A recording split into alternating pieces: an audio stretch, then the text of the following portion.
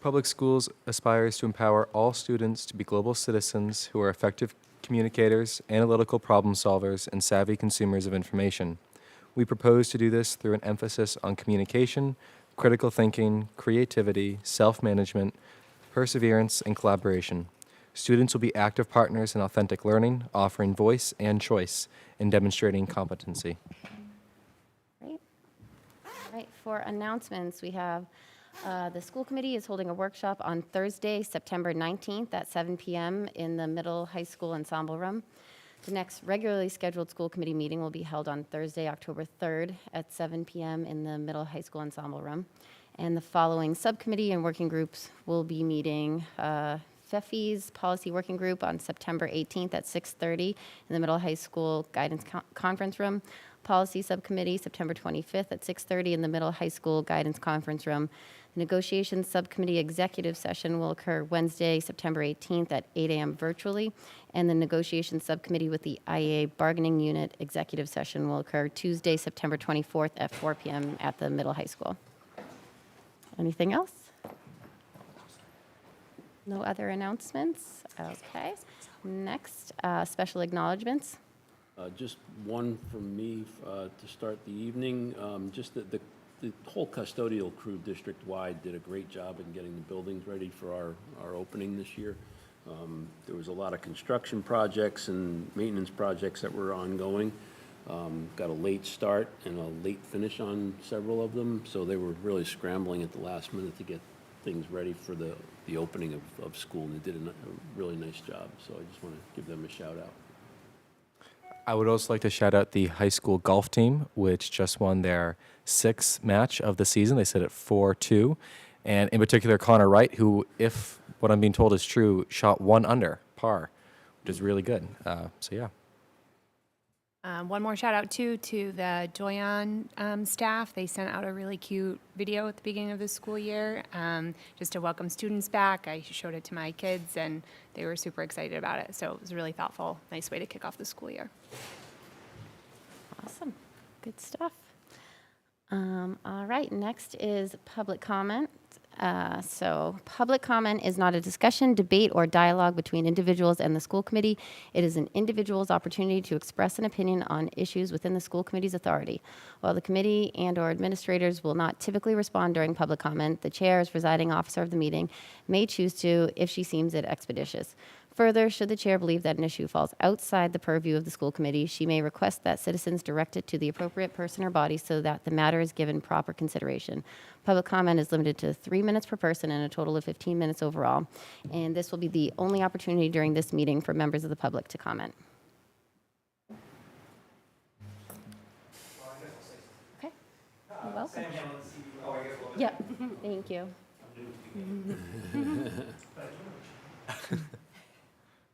Yep, so name and street, please. Sam Hamlin, Seaview Road. I'm here as a member of a citizens group that's working to promote adoption of the Article 7 of the NORESCO plan. And I'm unfamiliar exactly with how a school committee meeting works, but I am a longtime educator, and I first want to say thank you to all of you, because I know, having spent a lifetime in the trenches, that teachers can't do their work if you folks aren't doing yours as well. So. I guess I would be interested to know, are you going to be discussing the school committee vote or opinion about the NORESCO project at this meeting? Is that what's on top? Yes, we are going to be voting to recommend the warrant articles today. Yeah. Okay. I'm happy to share my opinion then, but I'm strongly in favor of it. I think it's, you know, we can spend less than $8 million and potentially recap around $10 million as a town. That seems like a remarkable arrangement. And there are many great things, but as a teacher, I think probably the most impressive thing to me, I got thinking about the solar carport. And actually, I work at Shore down in Beverly, so I drove over to look at Beverly High School, where they have one of these. And I went in and asked a group of teachers that were standing in the lobby, I said, you know, how's this working out for you? And they were universally positive about the experience of having it. And I thought more and more about that. As teachers, we see so often that we try to teach a great lesson, and sometimes that is marginally successful, sometimes not. But what is so powerful for students is modeling. And if we as a community model for our students here something tangible so that when they drive in and see, okay, we made a choice to do something about the problems we face, I think that's such a powerful force, and it really contributes to the mission of the school department and the school program. There's a million other things in favor of it, but in some respects, to me, that's the most poignant. So I thought I would add that into the discussion. Thank you. Thank you. Right, no one else? We'll move on to the high school student representative report. Well, I don't have much to say. School's still in its infancy. Though students are settling into their usual, we have a test next week, we have homework, we have sports practice after school. So that's nice to see. I will say the phone ban, results have been showing, both teachers and students have been saying they're very happy about the phone ban. Even students are saying that they're excited that their friends talk to them and they don't really need to text anybody because all their friends are in school. So that's very good to hear. The one point of issue, which I've been hearing repeatedly, is about the personal device ban, especially for seniors who I mostly interact with. Have been saying it's very difficult to email colleges, email their reps when they have school in the morning, sports or a game after school, and then they have all the homework. And so it's kind of difficult to find time to do that, or a place where they could have personal devices like an R block in the library would be very beneficial. There's also some students who are upset that everybody gets their school-assigned Chromebook as a base. However, some classes assign extra devices. AP Statistics assigns iPads, Yearbook assigns MacBooks, and so that's not fair to the kids who aren't taking those classes that they have better devices, just what I've been told to say. That's about it, other than the fact that vaping is still happening a lot in the bathrooms. That is a concern from some students. They feel intimidated about it. And that's about it. Yeah. Thank you. All right, next we have a presentation on Section 3A Multifamily Overlay District, and we welcome Sarah Player from the Select Board and 3A Task Force. And while she gets set up, we will hear the presentation, we can have our discussion, and then we'll vote on it afterwards when we go through all of the warrant articles.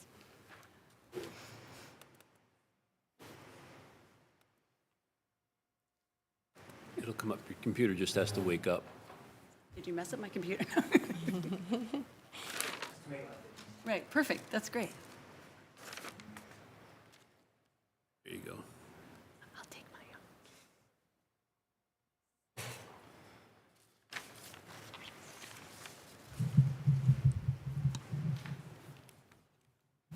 Okay. Thanks for having me. So I am a member of the 3A Task Force. We have a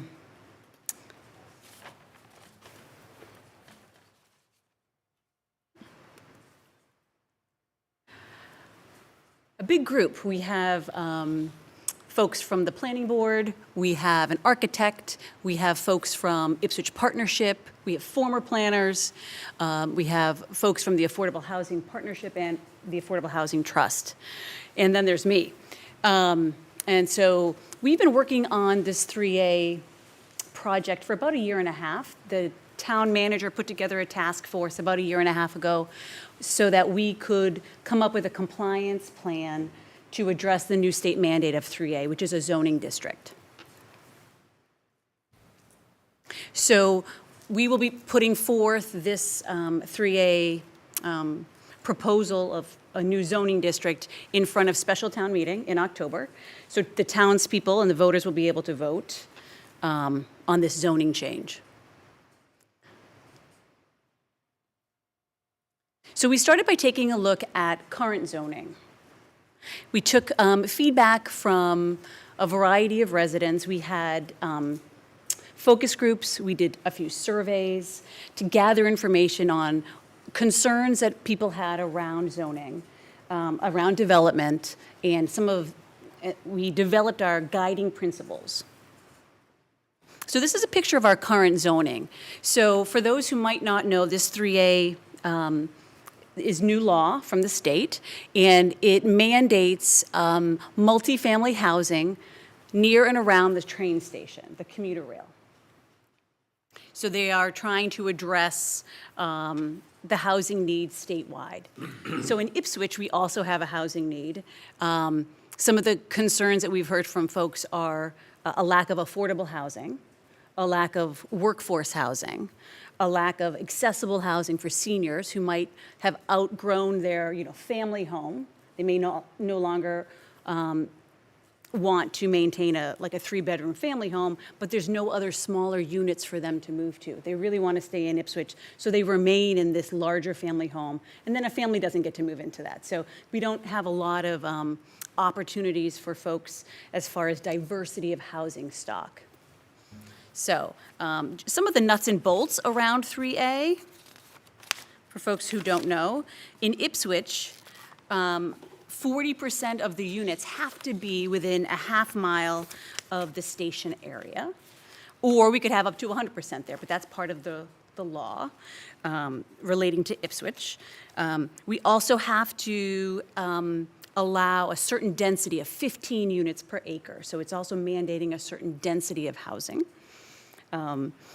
It's also created, each community is given by the state, depending on its unique characteristics, a certain number of units, a theoretical number of units. Ipswich's theoretical number of units is 971, which means if the zoning district were totally barren, it would have to be able to support 971 units. So that's the unit count, the mandatory unit count. So those are the things that we were tasked with. Originally, when we started to look at potential solutions, we looked at areas out on Route 1. We looked at having a combination of both the downtown station area, which we had to have as part of the law, as well as potential units out on Route 1. We looked at having a unit on the northern part of Route 1, north of the businesses, like Tractor Supply, north of that.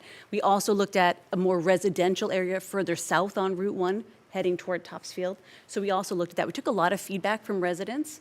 At the end of that conversation, the priority, the preferred location was the downtown area. We also heard loud and clear a variety of other concerns that folks had. So I'm going to jump to our some of our concerns so you can see them. The other concerns that we heard from folks would be the potential impacts on new zoning. How does new zoning and new development impact the character of the neighborhoods? How would it impact infrastructure? How would it impact schools? Those are some of the concerns we heard. We also heard concerns about wanting there to be an affordability, maximizing the affordability component. The 3A affordability piece, it allows 10% affordability in these zoning districts, but it also allows communities to apply for a higher level of affordability, up to 20%.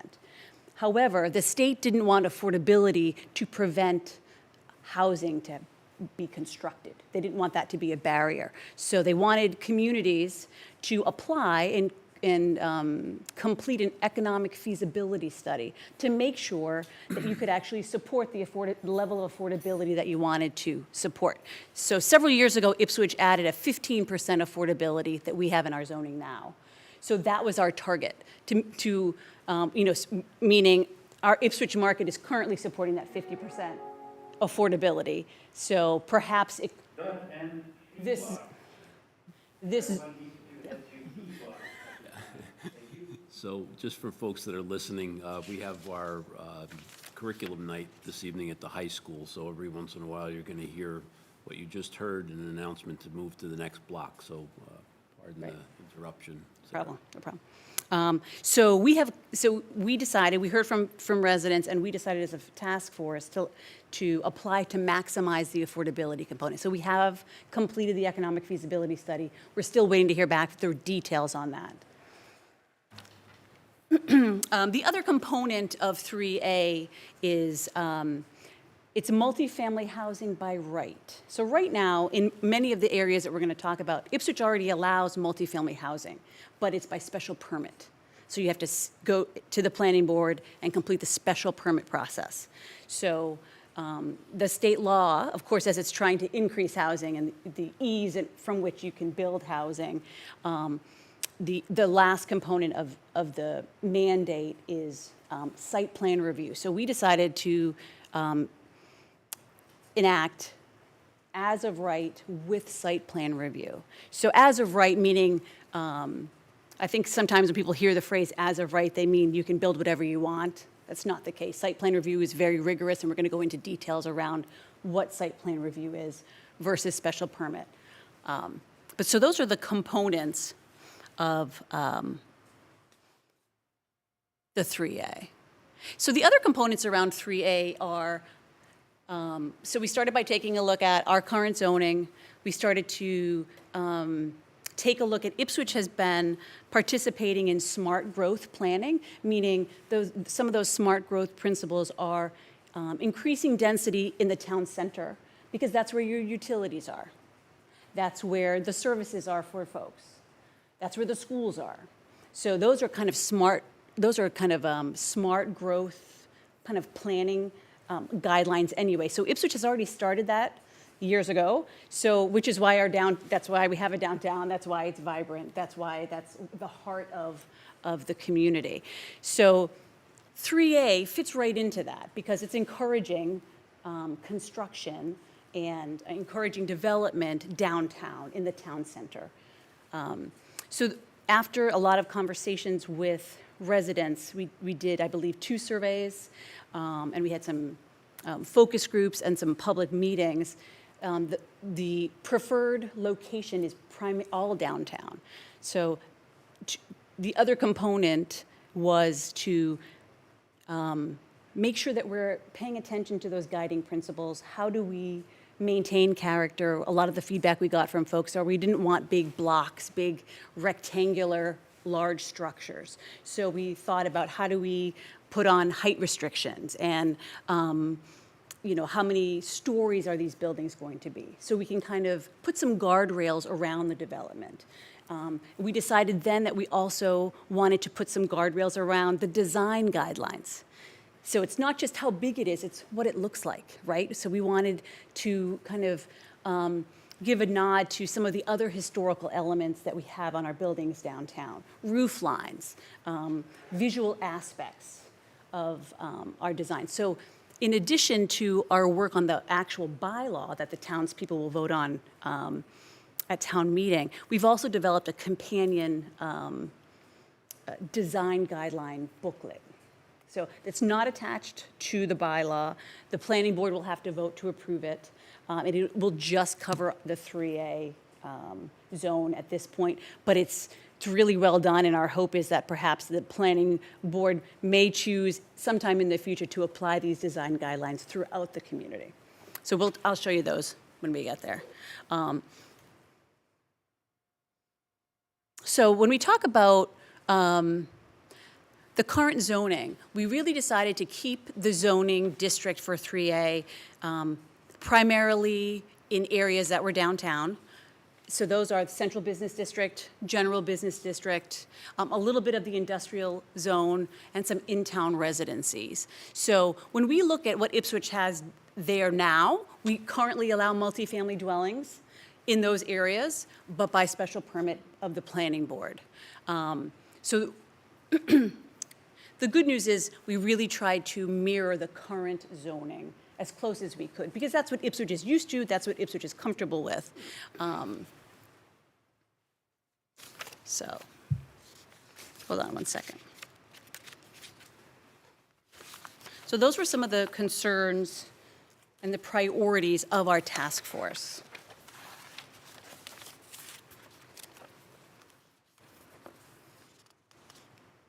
So we also took a look at what other decisions has Ipswich already made about development. We have a recent, so prior to 3A, Ipswich rewrote our community development plan in 2021. It was approved in 2021.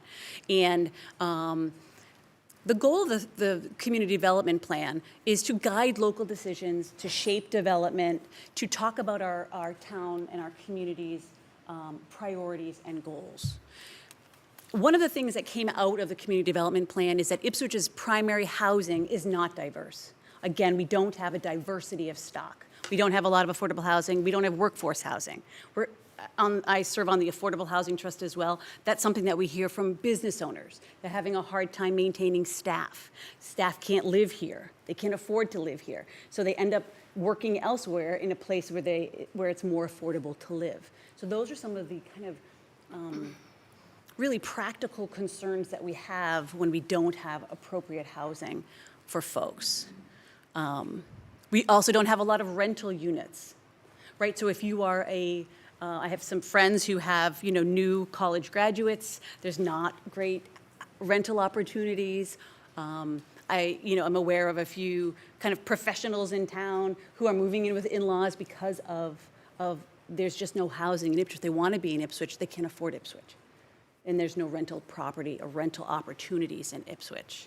And folks are also having, like we talked about, the seniors having some difficulty downsizing to accessible units that are more affordable. So the good news is 3A fits right into our community development goals. So again, goal 5 of the community development plan, which you can find online, is smart housing locations. So strategy 5C calls for infill development in neighborhoods near the town center, because again, that's that smart growth principle that we spoke about. It also, strategy 5D is calls for allowing multifamily mixed use by right in and near the town center, which is precisely what 3A does.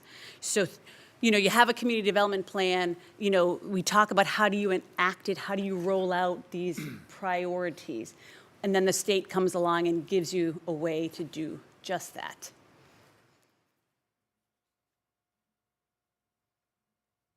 And again, this picture is showing, this is a picture out of the community development plan showing exactly where it wants the development, which is ironically exactly where the 3A sub-districts are. On purpose, by design, because that's where the infrastructure is, because that's, of course, where the train station is as well. So, again, these are the priorities that came up at our focus groups and workshops. So you can see these are the things that we were really focusing on.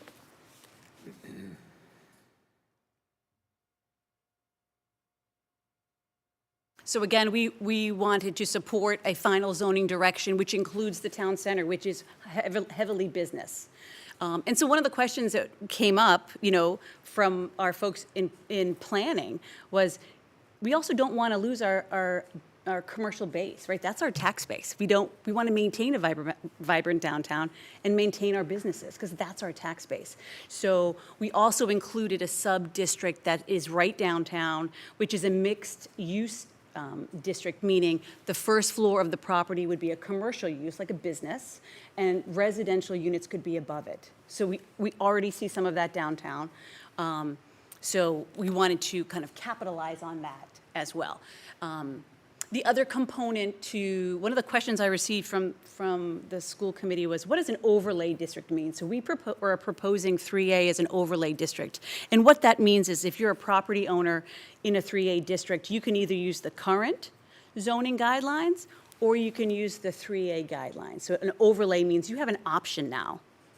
So again, for folks who are concerned, I've heard some things that there's some misinformation on it. It's zoning. It's not compulsory. If you choose never to change your property never changes. Zoning is a choice, and it's not compulsory, it's not mandatory, it's a choice. So 3A, if it were to be passed, gives property owners in those zones the choice of using our current zoning or the 3A zoning. You can use either guidelines. One, if you wanted to do multifamily housing, one would be a special permit path, one would be a site plan review path with different densities.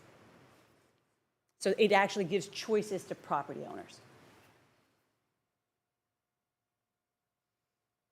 So again, 3A is consistent with the community development plan.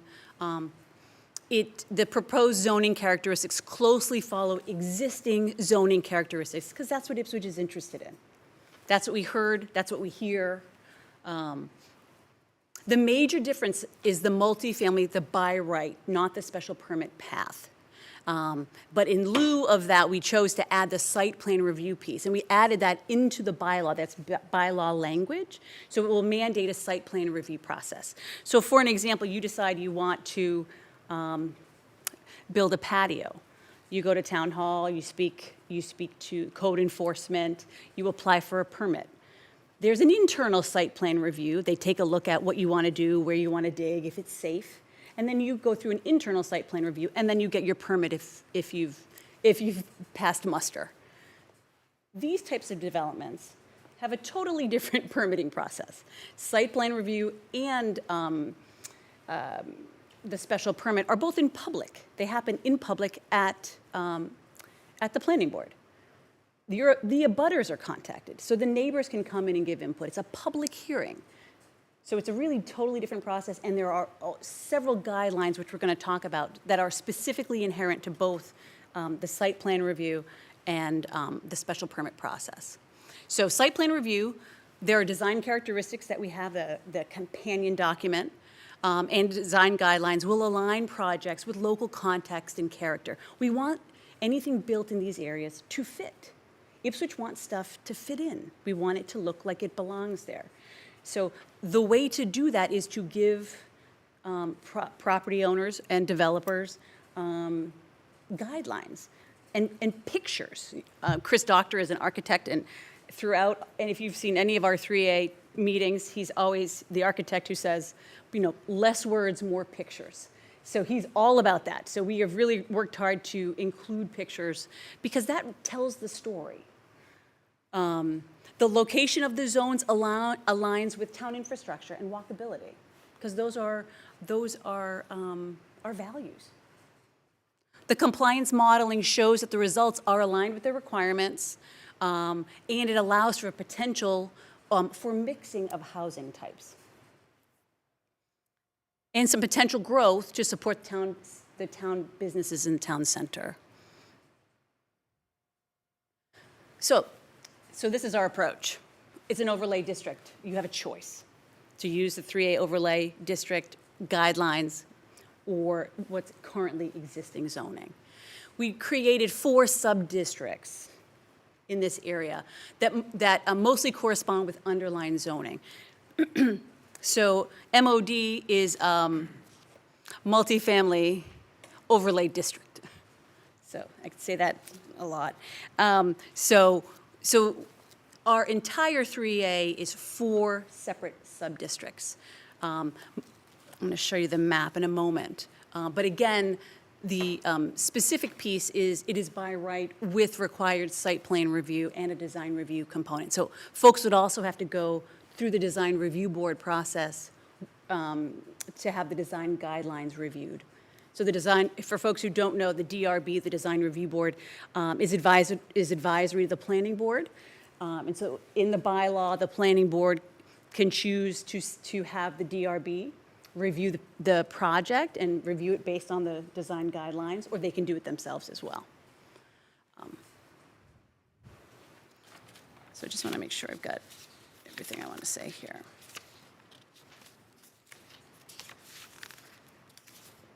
Okay. So this is the map. These are the 3 districts. You'll notice the pink, green, and purple are right downtown around the station area. Mod 3, which is gold, is Colonial Drive, which, as you know, is already multifamily, zoned for multifamily. So those are the 4 districts. They are, again, primarily general business, central business.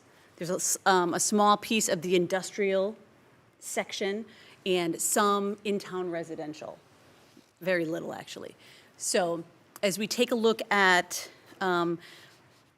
this slide, it's very similar to that very first slide I showed you about our current zoning and where our multifamily is currently allowed.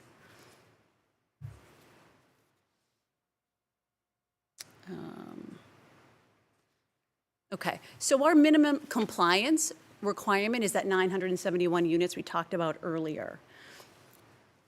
So we have to create a zoning district if it was totally barren and there were no buildings on it that could support 971 units. So we decided to take a look at what is our current zoning.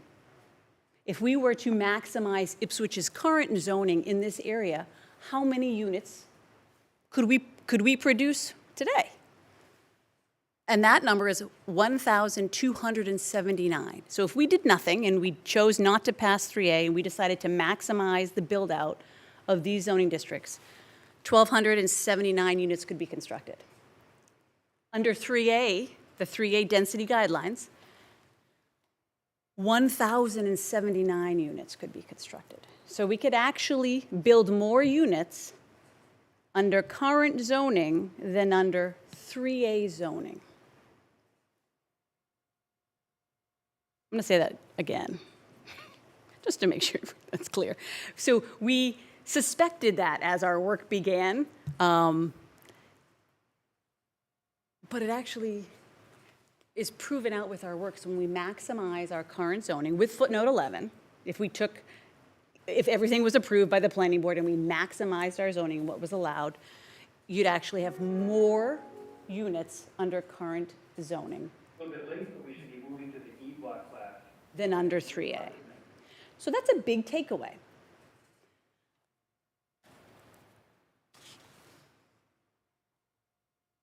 So again, this shows you kind of the overlay of the sub-districts and where they are and in relation to the T, the transit station.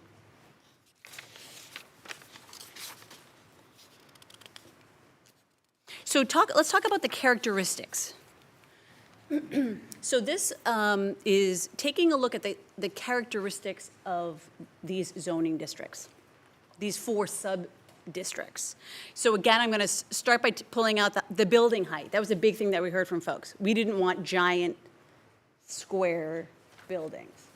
So we kept it comparable to our current zoning, which is 3 stories building height. 45 feet is the maximum. The building coverage, how much of the space would the building take up on the parcel of land? So we kept that comparable also with current zoning. We also talked about open space. That's how much space is left on the parcel where there's no building, like your yard. So it's a little bit higher on the in-town residential, because that's what's there, right? We want it to be comparable. We want folks, if it's, we wanted our zoning to be as close as we could get it to current zoning. The setbacks are also similar.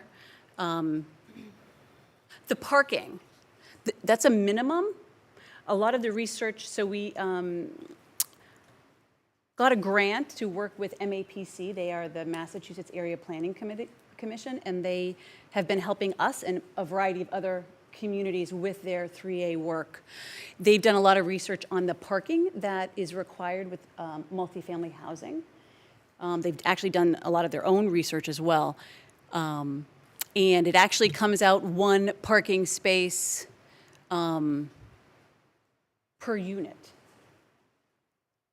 Actually slightly less. But that is, again, that's a minimum. So developers are going to build what can be rented, right? And if you are a family and you have 2 parking spaces, you're not going to go to an apartment that only has 1 space. So, but also, there are a lot of market forces that will drive this parking, I suspect.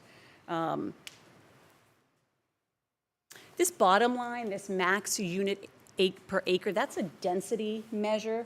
It kind of caps the density. How dense will the development be? So we put some maximum guidelines on there so to prevent really large buildings that overwhelm the community and the neighborhood. So that's a kind of a density cap. So that's one of the guardrails or parameters that we put to prevent essentially developers from maybe being over compliant and building too much density.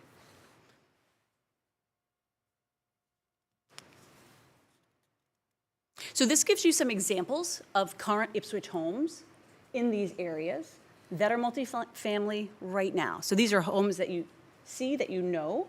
And, you know, this property here, this last property is 15 units per acre. That's that density measure. And you'll notice the other two are higher than the 15 units per acre. So they're above the 3A density. So Ipswich already has properties in downtown that are historical, that are above the density that 3A demands. So we're looking at those units right now. So I think, you know, I think again, this speaks to those more pictures, less words. When we talk about density, it's hard to visualize unless maybe you're an architect. It's harder for me to visualize. So these are some properties that we currently have in Ipswich that would meet 3A and exceed densities, actually. So that's a big takeaway. So the design guidelines, these are some of the things that we included in that companion design guideline booklet. Background and context. We talked about having the folks who are developing properties to make sure the property that you build fits in with the neighborhood. The historical context. We added site design guidelines. Where's the parking going to be? Where is, you know, what's the flow going to be? What types of things around roof lines and the facade? So we have a pretty detailed document around design guidance that will be referenced in the bylaw. It won't be technically part of the bylaw, but it will be applicable to our site plan review process that the DRB, the Design Review Board, will take every project through. So some of the questions that we get are, what happens if we don't pass 3A in October? So that's a real question. I'm sure you've seen the news. At this point, Milton is currently the only community who is technically out of compliance because their timeline has passed, and they are being sued by the state. So these are so the state, you know, trying to put some teeth in 3A, has said if for communities who choose not to pass 3A, these are the grants that that we would no longer be eligible to receive. It's a big list, and they actually reserve the right to add to the list. So if you're wondering which grants on this list Ipswich has already taken advantage of, I have that.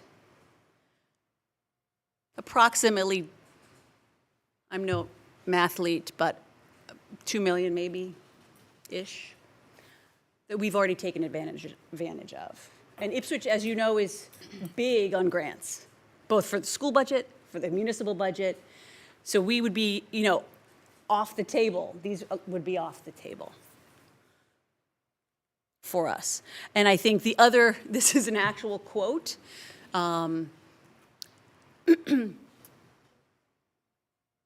That the state is reserving the right to add other grants and other discretionary funding decisions to this list that we would no longer be eligible to take advantage of. So these are real dollars that we would no longer be eligible for. The other big one at the bottom is unknown legal fees. I'm not sure what it costs when the state sues you. That doesn't sound great. And that's real. Those are real fees. I mean, Ipswich right now, you know, we have legal fees right now with the public safety building. Those impact budgets, as you know. So this is, you know, I think a significant concern, one we should weigh in when we are weighing in on this vote.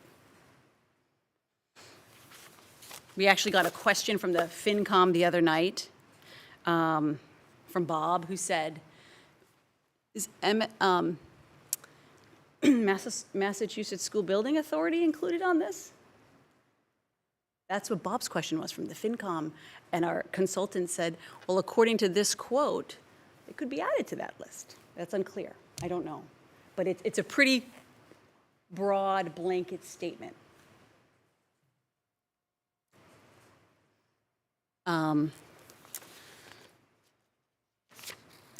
So some of the other questions I received from the board was a question about population. So MAPC, a lot of M's, has taken a look at the impact on school populations.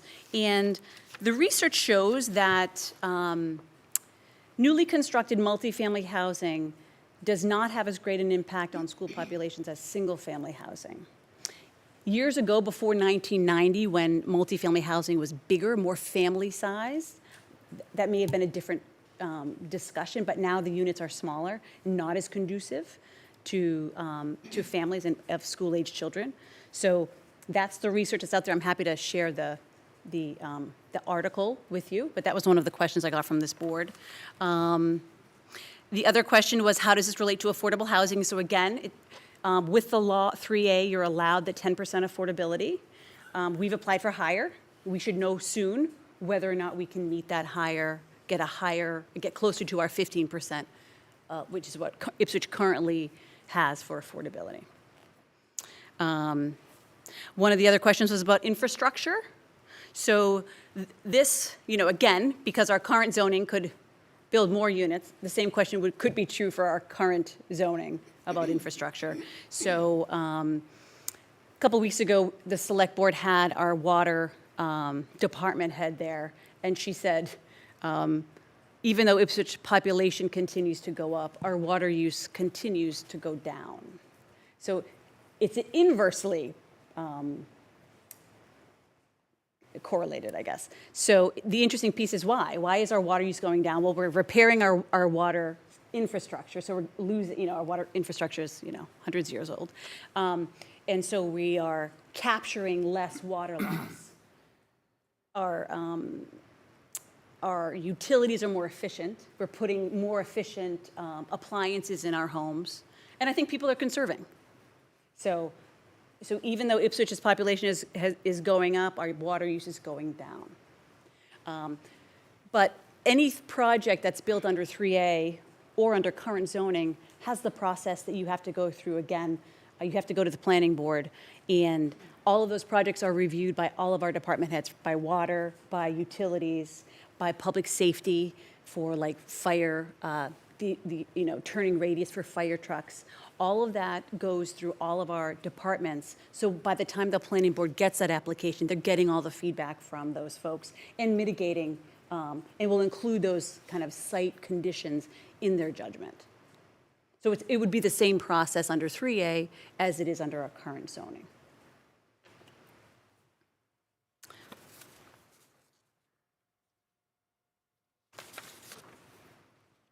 So one of the questions was about a question from the 3A website. The statement said, many property owners in the 3A district will be happy with their existing uses of their properties. Therefore, Ipswich will see, any changes over time, not all at once. Again, because zoning is not compulsory. We don't have to do anything with your property. You don't have to modify your property. These are just a choice, not compulsory, not mandatory. This is just another choice, another avenue property owners would have to modify their homes, their properties, if they so choose.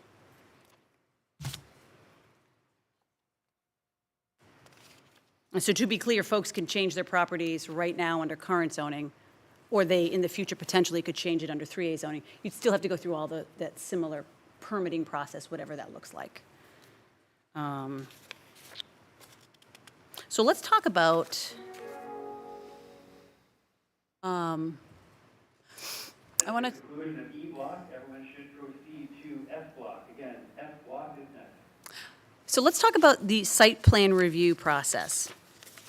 So right now, there are 13, so when we compare site plan review to special permit, right now in Ipswich, we have site plan review, and it's only on commercial properties. if 3A were to pass, site plan review would also be included on 3A properties. So there are 13 components to site plan review. There are 7 for special permit. So there are 13 for site plan review that include things like traffic circulation, pedestrian safety, off-street parking, emergency vehicle access, stormwater drainage, water supply, screening, protection and preservation of existing natural features, signage, visual impacts, consistency and character and scale of surrounding buildings, energy, water, and resource efficiency, minimization of water demand. All of those are the current things under site plan review, which would be under 3A. Those 17 components. There are 7 criteria under special permits. The 2 criteria that fall under special permit that do not fall under site plan review are social, economic, or community need, or potential fiscal impact. Now, when we take a look at multifamily housing, those are inherently meet both of those, right? Multifamily housing improves the fiscal impact, and multifamily housing is a community need because we need more housing. So we contend that those 2 outliers are actually already included in multifamily housing. So the special permit process is quite rigorous, and you're still going before the design review board, you're still going before the planning board, you're still facing abutters, you're still getting feedback and modifications to your project.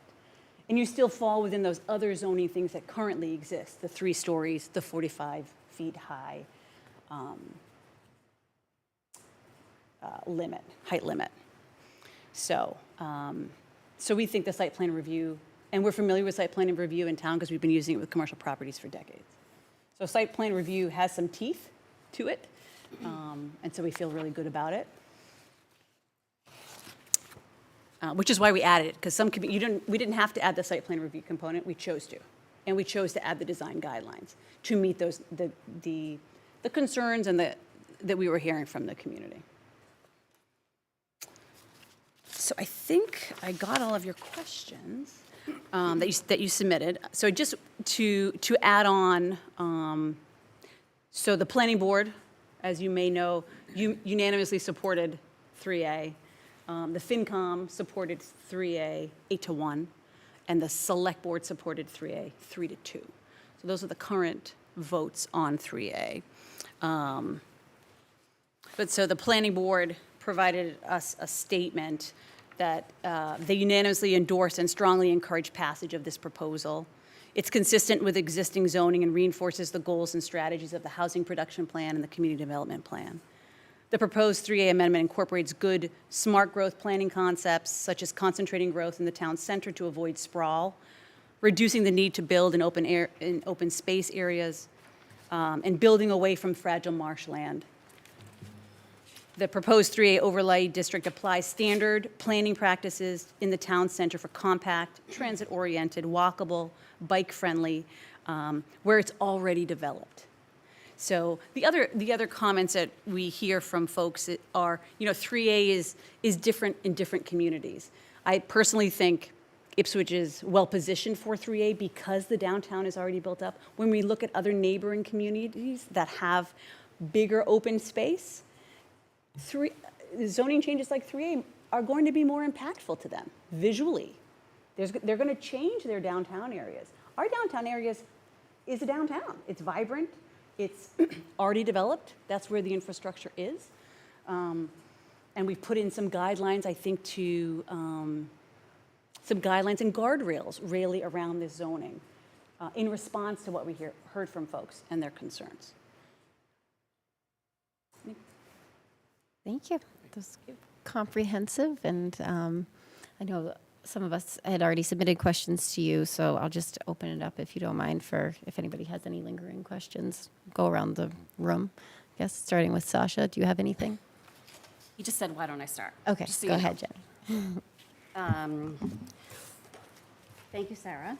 Thank you. Thanks for having me. I know this was a lot of work to untangle. Like, it's very Really? complicated, right? That's It what is. I always hear people say, it's very complicated, so Yeah. thank you. I know that the regulations, they've changed, they've evolved. Is that right? Are they done? Yes, They're done changing. yes. They're done changing. That's Yeah. great. That's good to hear. Regarding the population for potential student enrollment, just make sure people, I know there's unlimited bedrooms and unlimited occupants. So the guideline, we cannot, the law does not allow us to put a bedroom number cap on it, meaning, I think they're trying to prevent communities to say, all the units are going to be one bedroom, so therefore it's not multifamily. Right. Right? That makes sense. So, but they don't say all the units have to be three bedroom. Sure. Yeah. So I wonder if a contractor is more, I don't know, but this is a question that I could find out. If contractors are more likely to opt to build a unit that does have more bedrooms, I'm not sure that's literally like an actual question that I don't know. But for sure, there would be family units, which is great, but I can't see that not impacting student enrollment to the degree where, I mean, it would be difficult to, for the town, because each student is, do you know how much off the top of your head each student costs for, Depends on the grade level. oh, okay, for enrollment, okay. Was it like 18,000, something like that? Yeah. Okay. Yeah, so, that can add up, right? And it's great to encourage families to come. But that is a possibility where, the student enrollment could certainly go up. And I believe that 15% is what Ipswich applied for affordable housing? Mm-hmm. Okay. And we haven't heard back, okay. Correct. But it'll be at least 10, because that's At least 10's 10. allowed by the law. Yep. Okay. And then my next question about that is, can you explain the process of payment in lieu for a contractor to be able to pay out and not have to build an actual affordable housing unit?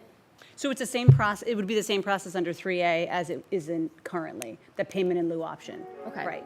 So, But can I respond to your first Absolutely, question? yes. So And F block, is your reminder with F block. So the question about enrollment, so when we take a look at, the areas that we're talking about are built up right now. Very few of them are open parcels. So the only way you get new construction is, on most of those units, is you're tearing down what's there and building.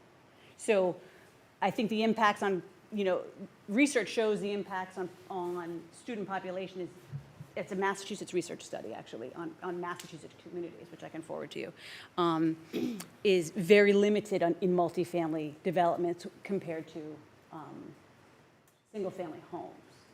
So I think the research doesn't support that impact on population. But your population is going down every year, right now, anyway, correct? but, does anybody else want to go? I have a few more. I don't want to take up. Okay. I have a question Yeah. that might just be more finite.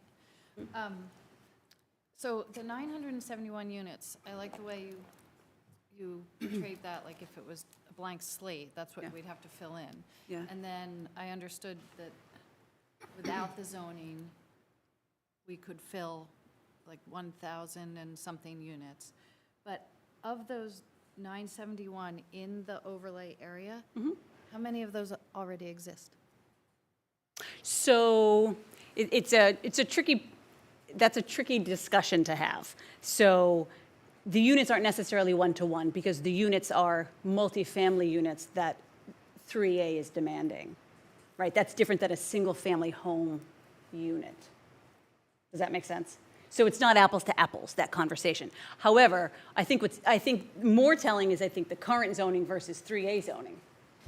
You can actually build more units with current zoning in Ipswich right now. if we never did 3A and everyone's decided to build, the real question is, why aren't they built now? They're not built now because the market doesn't support them, right? So there are a lot of things I think that drive building costs, what the market in your town can support, which is why the state's making you do that economic feasibility for affordability. I think there are a lot of different things that are driving it. One of your questions previously was about developers. We have a developer who's looking at 2 Washington Street, knows that 3A might be coming, is choosing to go the special permit route because they can get a little more density with current zoning versus 3A. So that's happening. So I think developers come to Ipswich right now, the special permit route. We've spoken to a few developers and said, special permit is not the barrier. It's, can I rent the units? Can I sell the units? It's the market that's driving some of those kind of development discussion and decisions. So follow-up question to the Yeah. 971 units. So say 3A passes. Yes. Okay, so we as a town, how do we activate? Like, what is the pressure put on us? Okay, we need 971 units. The pressure is just to pass the zoning. There is no pressure beyond passage. Just sits It's a and- zoning. and It's just a it just- zoning. So really, the state is trying to create more housing. So one of the ways to create more housing is make it easier to build housing and make it by site plan review and by right. So the state has decided the way we solve the housing crisis is build more housing. So how do we build more housing? We make it easier to build housing. So they're doing that through this zoning route. You know, Affordable Housing Trust, we do it through helping folks with first-time homeowners with down payments. You know, there are a lot of different routes to help folks with housing, and the state has decided, demanding really that towns pass a zoning, mandating that we pass this zoning. So that's all we have to do. The pressure is to pass the zoning. We don't ever have to build anything. We have to offer the opportunity to have zoning meet these parameters. But I mean, in the long run, that we need some. Don't get me wrong. Ipswich needs housing. I mean, we have an affordable housing trust on purpose. We have unfriendly 40Bs because we haven't done a good job with affordable housing. We wouldn't be dealing with these unfriendly 40Bs if we had done a good job building affordable housing to begin with. So that's the real question. It's not just about. I mean, this conversation is just about passing the zoning, but this is a part of the conversation about we're not meeting the needs of current Ipswich residents. I think some people think about this as a discussion of new people coming in. We're not meeting the needs of our current residents. We've got aunts and uncles who are in their 80s living in 3-bedroom homes that they can't take care of. They don't want to leave Ipswich. There's no other place to go. So they stay in homes that aren't accessible, they can't care for. So we're not meeting the needs. We don't have rental properties for young professionals. We don't have a workforce housing. The Affordable Housing Trust did a presentation to the select board a year ago, and we showed, and I probably should have brought some of that, some of the data around folks who are working in Ipswich employees, the school system.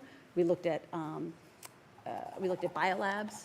We looked at the Institution for Savings and EBSCO, I believe, and we looked at how many of those folks want to live in Ipswich and don't and can't. So we're losing staff. They're going elsewhere because they can't afford to live here. So I think we're losing workforce. We have folks who are firefighters, police officers who can't live independently in Ipswich, yet they serve us, yet they serve Ipswich, which is, that's kind of a disconnect for us. So I think 3A serves Ipswich. I think it frustrates people a little. That's a mandate. To be fair, the state mandates all sorts of laws that we, the state gives us the right to pass zoning. Our zoning doesn't really get passed until the Attorney General says it's approved.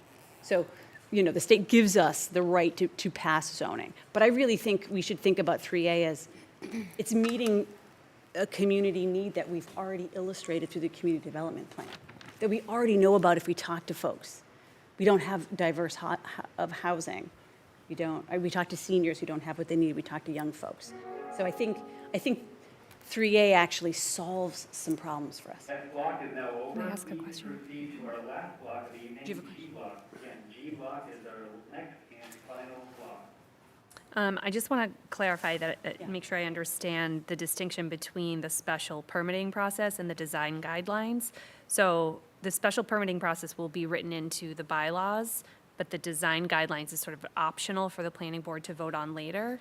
No, they're not optional. The design, well, first of all, there are some planning board members who are on the task force helping us create the design guidelines. So Ipswich currently has some design guidelines right now that the DRB uses just for commercial properties. If 3A were to pass, we are suggesting to the planning board that they adopt a set of 3A design guidelines, which are more comprehensive. So they are, if that were to happen, if 3A were to be passed and the planning board approves the 3A guidelines, they would be using those guidelines as part of the design review process. So every project would have to go through the design review board process, and they would be looking at all of those particular guidelines, like about roof line and design, and a host of other. But again, if it passes, it's up to them to decide if they're going to adopt the. Well, the planning board currently has design guidelines that it uses for site plan review. So they could always revert to and they're very similar. We just added a little more detail and more visuals. So to be clear, the planning board currently has design guidelines that it uses now for things like the public safety building and commercial properties. So if they chose not to adopt those, they would just have the existing ones. But you're right, if 3A were to pass, and the planning board were to pass the design guidelines, which I can't imagine they wouldn't, and folks decided to build under 3A, those guidelines would be used. If not, and you went the special permit, and we don't have 3A, and you have to go the special permit, there are other guidelines that you still have to use, if that makes sense. So our hope was our Ipswich design guidelines are old. So these are an update for all of those. So our hope is long-term that the design guidelines would then be adopted, these new updated guidelines would then be adopted for all the zoning districts, because they just have more specific guidelines on what residents are specifically concerned about, if that makes sense. Other than Jenny, are there any other questions? Sorry. No. Do you have one? Good. Okay. I guess just where we're running late on time, if your questions are directly related to like school committee business or, the enrollment question, like stuff like that. If not, maybe sidebar with Sarah, just so we could stay on track. Okay. What do you think? Well, this affects children regarding affordable housing.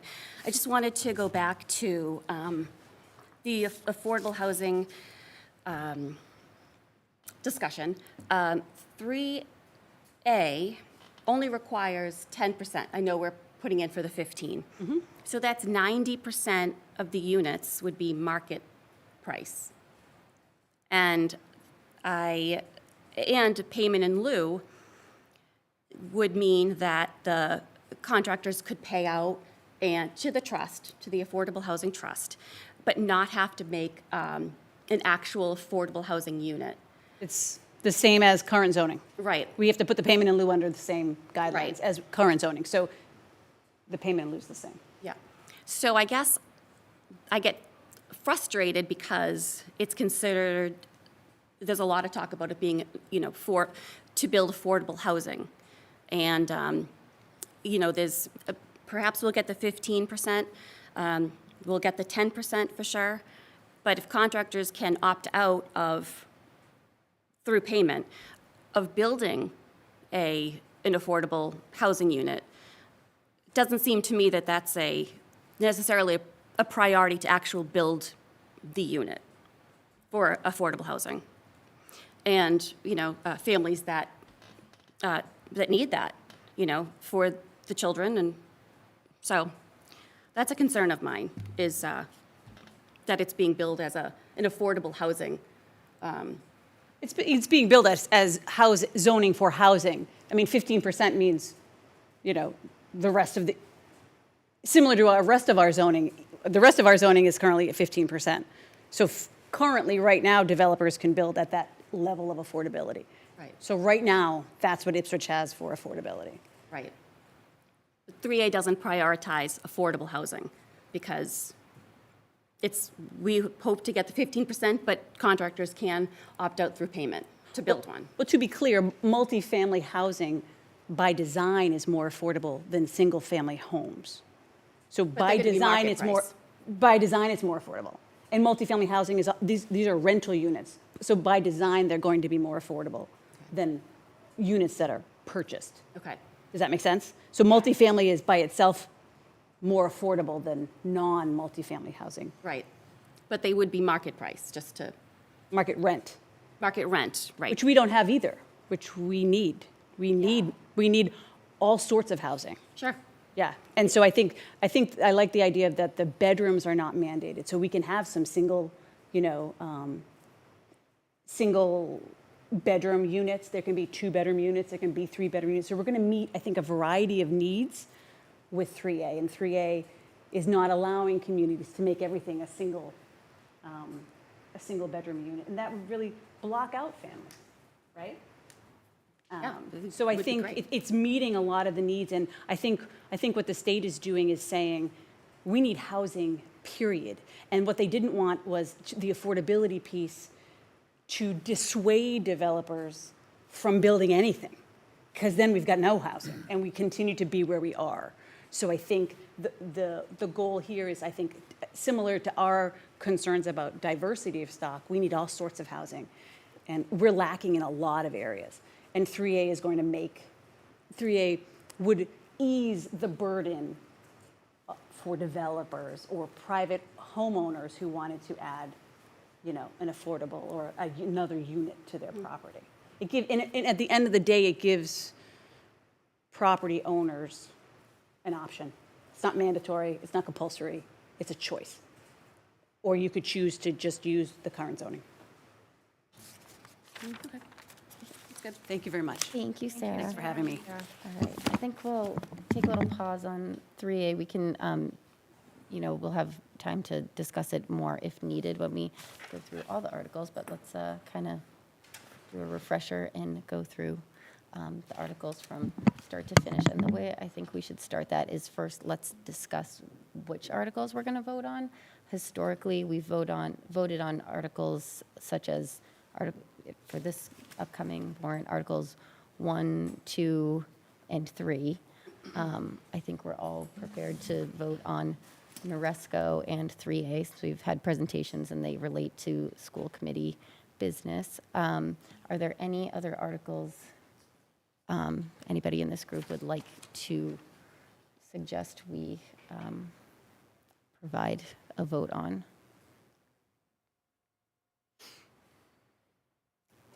I'm hearing no. All right, let me just pull up the warrant here. So we will go through. So I will read the article, and I will then ask if there is a motion to support it.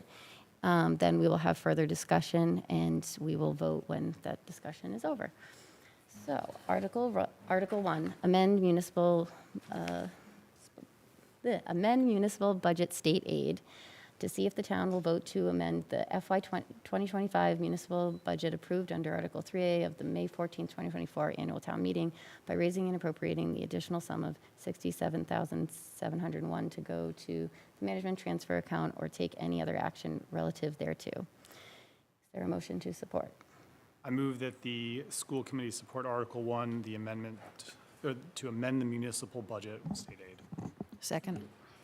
Okay, further discussion? Okay, all those in favor? Okay, I see 6 in favor, no opposed, that one passes. All right, Article 2, amend school budget, state aid. Is everybody comfortable if I say as presented in the draft warrant in our, okay, great. Is there a motion to support Article 2? Move the school committee support Article 2, amend the school budget state aid. Second. Okay, all those in favor? Great. We got 6 in favor, 0 opposed, that one passes. Next, Article 3, appropriation to Essex Tech, as stated in our draft warrant. Is there a motion to support? I move that the school committee support Article 3, the appropriation of Essex Tech. Okay, moved by Second. Sasha, second by Jen. All in favor? Okay, 6-0. That one passes. Next, we will jump down to Article 7, which is NORESCO. All right, Article 7, debt exclusion for energy efficiency improvements, NORESCO. You can see it's stated in our draft warrant. Is there a motion to support? A motion to support, for the school committee to support the NORESCO article. Is there a second? Second. Okay, moved by Haley, second by Sasha. Further discussion? Does anybody want to discuss this any further, or do we have, I don't know, if people have questions? I think I talked about this a lot as part of the climate resiliency liaison, so if people have questions or anything, I can try to. Go, no, go. Do you have something to say? Gosh, go. I don't have questions, but I would maybe state or reiterate how significant the benefit is, particularly to the schools, and with the guarantee and grant funding, it pays for itself. And that's an important prospect, particularly for the schools, which are a major aspect of it. Yeah, I think, I don't have a question either. I support this. I think that there's like Sasha was saying, eventually will pay for itself. And being that we have a lot of equipment that is dated, that, as they were saying, is going to be obsolete. And there's not going to be parts for them. And it's just going to be this never-ending cycle of, okay, it's getting older and older, but we missed this opportunity to go to the next step and, do something good, I think it's good environmentally, it's good financially, and, yeah, I support this. Anybody else have anything to add? Okay, we will move to vote. Is there a motion to support Article 7? We have a motion. Already did. Had a We made motion them. and a second. And a All right, second. I'm getting myself confused. Great, we are going to move to vote. All right, all those in favor? Great, 6-0. That one passes. And now back to 3A. Article 8, amend zoning bylaws, add section, I'm not good at Roman numerals, 3A, multifamily overlay district. Is there a motion to support Article 8? Can I? You can move to support. Shocking. Where did I put it? Hold on. So regarding the MSBA and having this affect that, I read where did I put it? It talks about,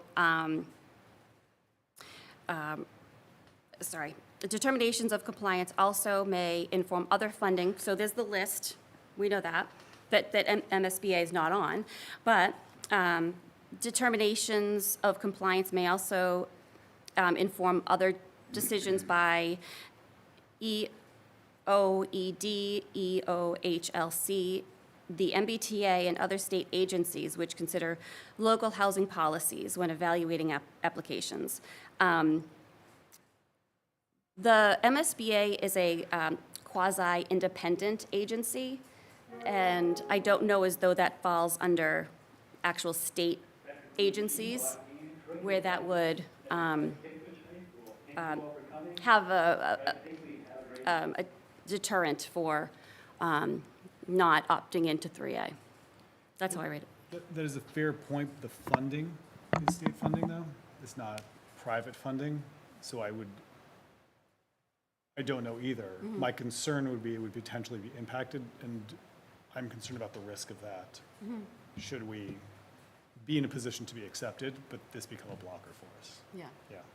Well, I know it manages itself, but, right, it is, state-funded, but it does manage, MSBA manages itself, not the state doesn't manage it, or whatever that I think we don't know, and I think we have to, Yeah. we have to weigh, Nope, we I have to agree. weigh the risk in our consideration.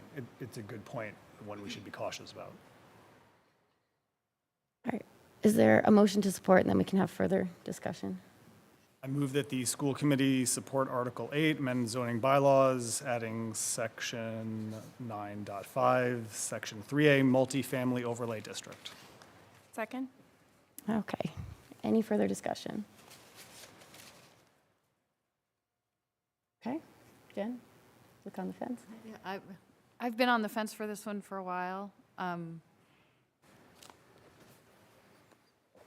So I just want to say something out loud that concerns me, but I don't think everything about it is ideal, but one thing I do like, I think the 3A task force did a really good job of making this a very tiny, concentrated area.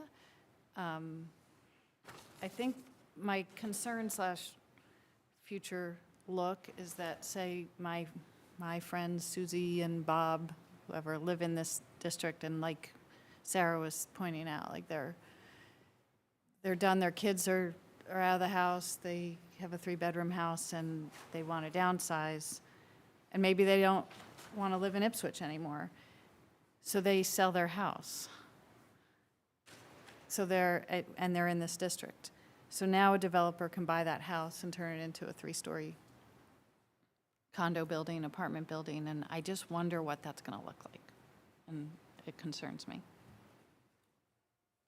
That could happen today, though, correct? Yeah, Differently, though. that's right. Based It on could, what based on the Sarah said, current, too. yes. Yeah. Well, It the could only, currently. the only thing And that it they takes wouldn't, away layers of the process, though. yeah, I think the only thing that wouldn't happen as today is the looks of it, the facades, and the is that what she was talking about? How it wasn't approved? It wasn't, once 3A passes, then it has to further be approved by the select board for the how it will They have look to go in through the design review design board, review. Yes. which I think still, I But mean, does the today would current happen design as well, review right? guidelines dictate the 3A buildings, or is that, because I know they're different I think she said yes. zonings, but I don't know if the current, I think she was talked about how the current zonings might not, I'm not sure, I can't speak to it. The know.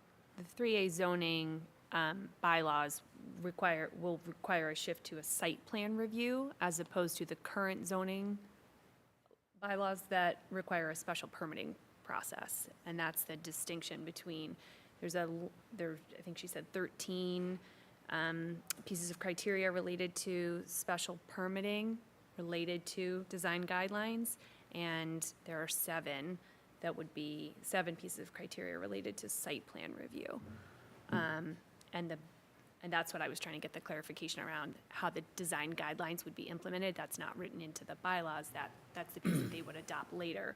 But the site plan review is a bylaw that would be a part of the 3A zoning. And that's the public process too, that would be involve public hearing and abutters and all that too.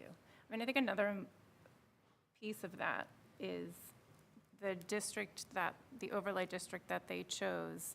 It seems like it's a small district, but it's also a small percentage of that is currently residential, I believe, or in the IR district. I think most of it is commercial and Some industrial. general business. So it's not, a large percent of it is not residential. So that could definitely happen, but it doesn't seem like it would happen. It could happen to a large part of the district. That The makes only space I can think of where they would build, and they could build right now, is just that really massive parking lot behind the downtown area is the only open space, somewhat open space, and that everything else is buildings on it. Everything else in that area, I can't think of anywhere that they're rezoning that doesn't currently have buildings.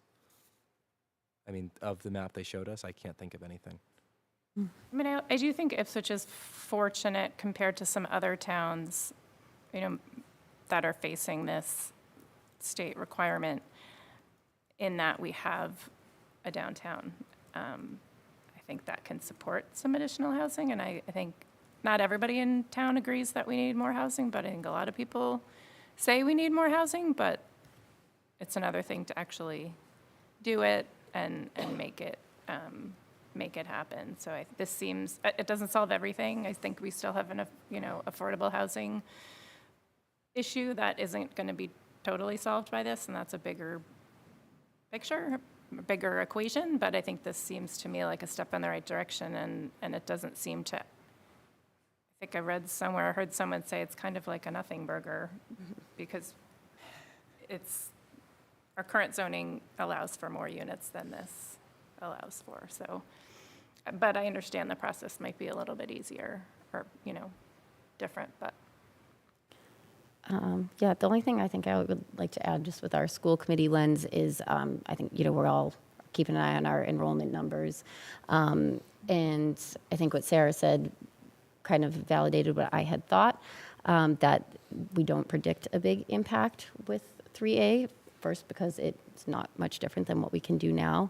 And second, that I'd like to see her study, for sure, that she mentioned, but that multifamily housing is not typically driving up student enrollment, and that was kind of echoed in their, or I guess presented first in the enrollment study that we did. They talked about multifamily housing and the typically the minimal impact that it has on student enrollment. All right, so there's a motion and a second. We can go ahead and take a vote. All those in favor? Okay, I see 5 opposed. 1. All right, motion passes 5-1. And those are all of the articles we're voting on. So now we are just going to assign speaker assignments. So, Can I ask a, yes. or maybe raise a point before we move on to the speaker assignments?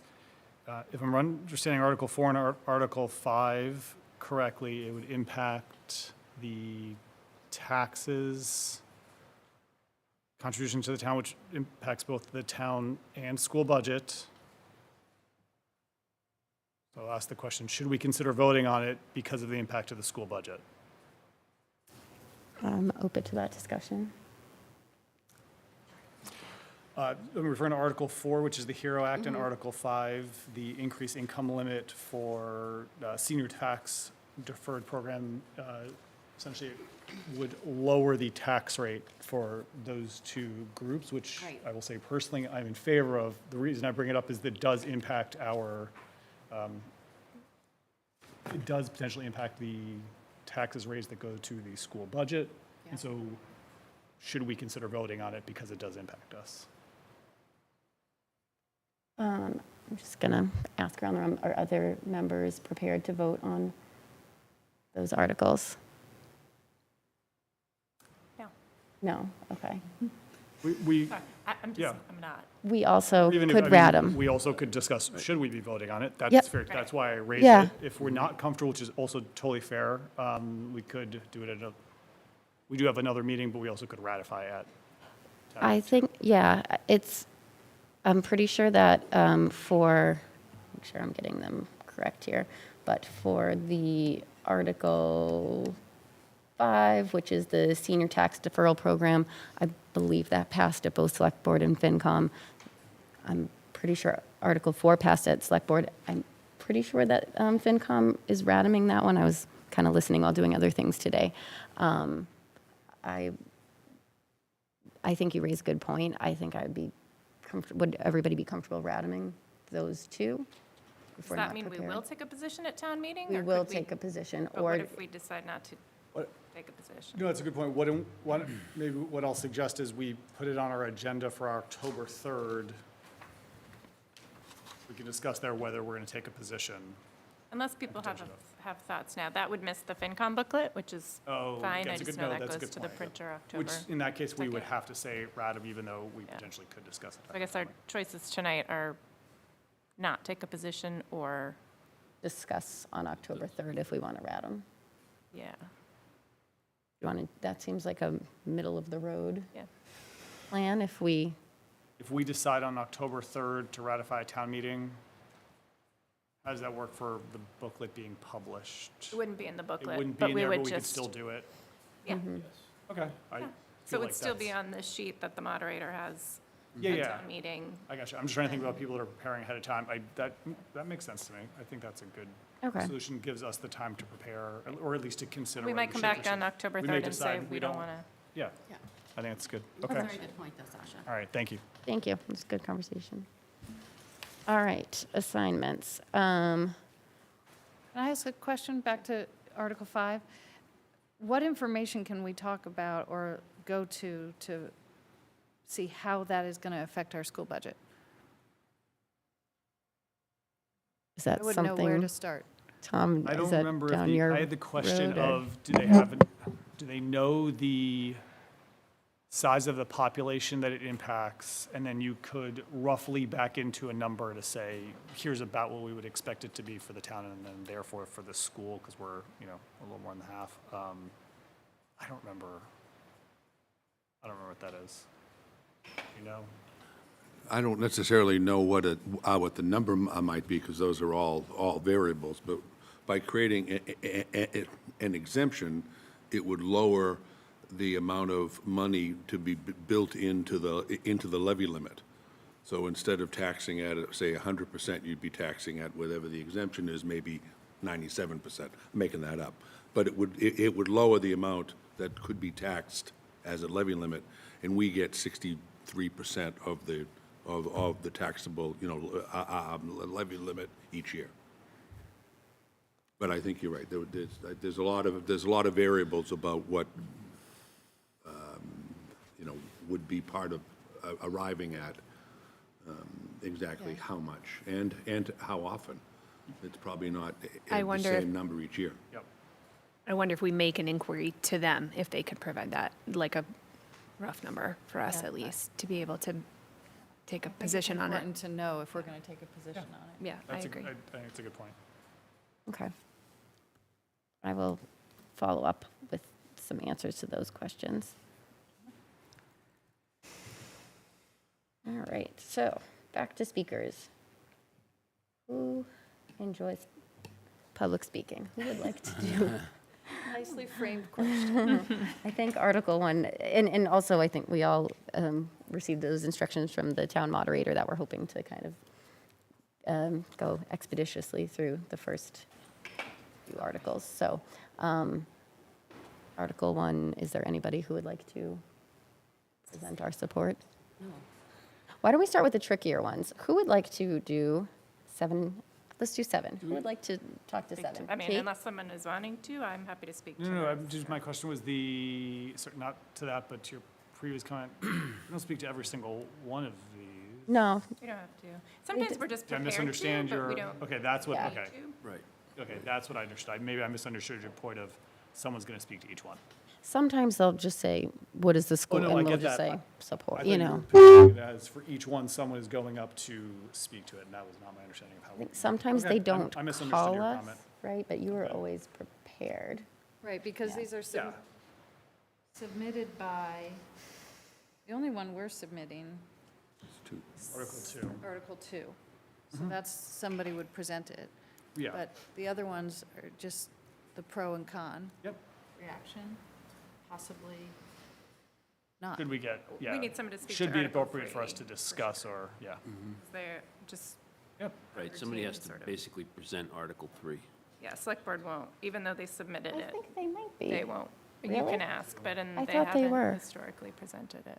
So Yeah, Okay. in the Let me ask, I can ask that. I'm usually in the Springtown meeting, I think, I have to go back and look, but I, since I've been on school committee, have been presenting the Essex Tech. I'm happy to do it, but I also went back and looked, and for some reason, school committee presents it, I want to say, in the spring, and at fall town meeting, select board does. It goes back and forth. Maybe we just pick someone and then you can clarify it with. Yeah. It's not like we're publishing it anywhere, who Yeah. speaks. and, you know, Just to be prepared and And then have you- a if month this- to prepare, so. Yeah. Yeah. I just want to clarify too, so are we just reading the article, or we have to be prepared to speak to why we have voted to support it? Yeah, it's the second, but it's pretty, oftentimes it's pretty straightforward, or just like a quick summary of what it is. Why are we supporting? Yeah. Yeah. Based on the summary that's here, or addition, something in I addition? think people freestyle, right, Jen? Kate? So Pav used to do this when she was on, and then she gave me some information, so I had background information on how the number is derived. So as I was presenting, I could answer the question about how many students and how the number is derived. I'm just wondering if there are things like that that come up off the cuff, if one person is speaking on behalf of the committee and we haven't discussed it, or that we would make sure anything we're representing is something that everyone agreed upon, so. We could still consult ahead of you responding to a question or a comment, should it even be appropriate for us to respond. Yeah. That has certainly happened in the past. Yeah. My only comment or thought to share is that this is like, it's a tuition payment. It's based on what the Essex Tech School Committee decides as their tuition rate for the year, and we now know what the number of students from Ipswich are. So it's multiplying the number of students that are actually going to Essex Tech by their tuition payment.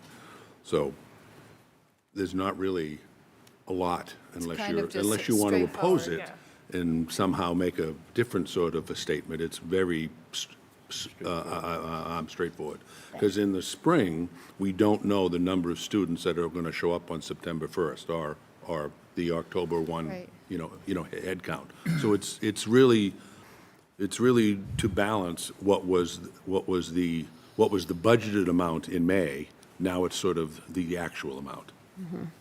Yeah. And what's the difference between the estimated number of students that would be going and now the actual number of students that are attending?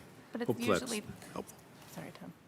Yeah, usually that speaker is what can answer common questions like, are we a member of Essex Tech? Do we pay capital costs? Those sorts of facts about our relationship with Essex Tech and what we pay for and what we don't, so. All right, so we'll pencil Jen in there, but I'll confirm that Select Board has not already put somebody there, and we'll get back to you. No, I was looking at Article 2. You need someone for that? Yeah, Happy to do it. great, all right. Okay, and you could probably talk to Yeah. Kate or Tom about like how that's been explained in the past. Yeah. And just for that one, I think the boards would want to know how we're planning to spend that money. So that might be something we can talk about in the budget update, or just, because that's, it's additional money that we're getting from the state, which happens often in the fall, but I think it's sometimes a logical question of, well, then what are you going to do with that money? Is it better, given that you are on the budget committee, that someone else do I've it? spoken to that, you have. Take it again. I'm happy to. I think last time I was prepared with what, here's a few questions we might get. Didn't get anything. Right. In the past, I think it's Fair. typically gone, because it's standard and it's there every year, we don't tend to get questions about it. So. Okay. You can take it if you want. No, I can take it. I was going to suggest too, if you want to take it, and then like if you get questions, there's always the consult, and then go back up and respond. So I'll take it. Okay. Does that mean you want to take 8, Haley? Well, no, that's not what that means. No, I'm not. Who would like to take the supporting Am I doing 7? position? Yeah, you can do multiple though if you're interested. I mean, if no one else will, I can, but It's up to between. Fine. You want to do it? I Do- want to do it. I want you to do it. No, I'm fine doing it. To if spread it anyone out? wants to. Okay. Flip a coin? All right, let's do Sasha, so then Not, yeah. you get a little break in the action.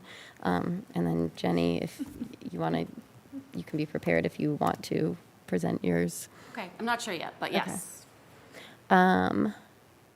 And then I guess I don't think that they're really going to ask us on Article 1, but I can be prepared if needed. And then we will, come back to 4 and 5 if, depending on what happens from our conversation from October 3rd. All right, great. Now we're moving along. Superintendent's administrative report. Finance report next. Oh, I didn't have it on my own list, sorry. Finance report.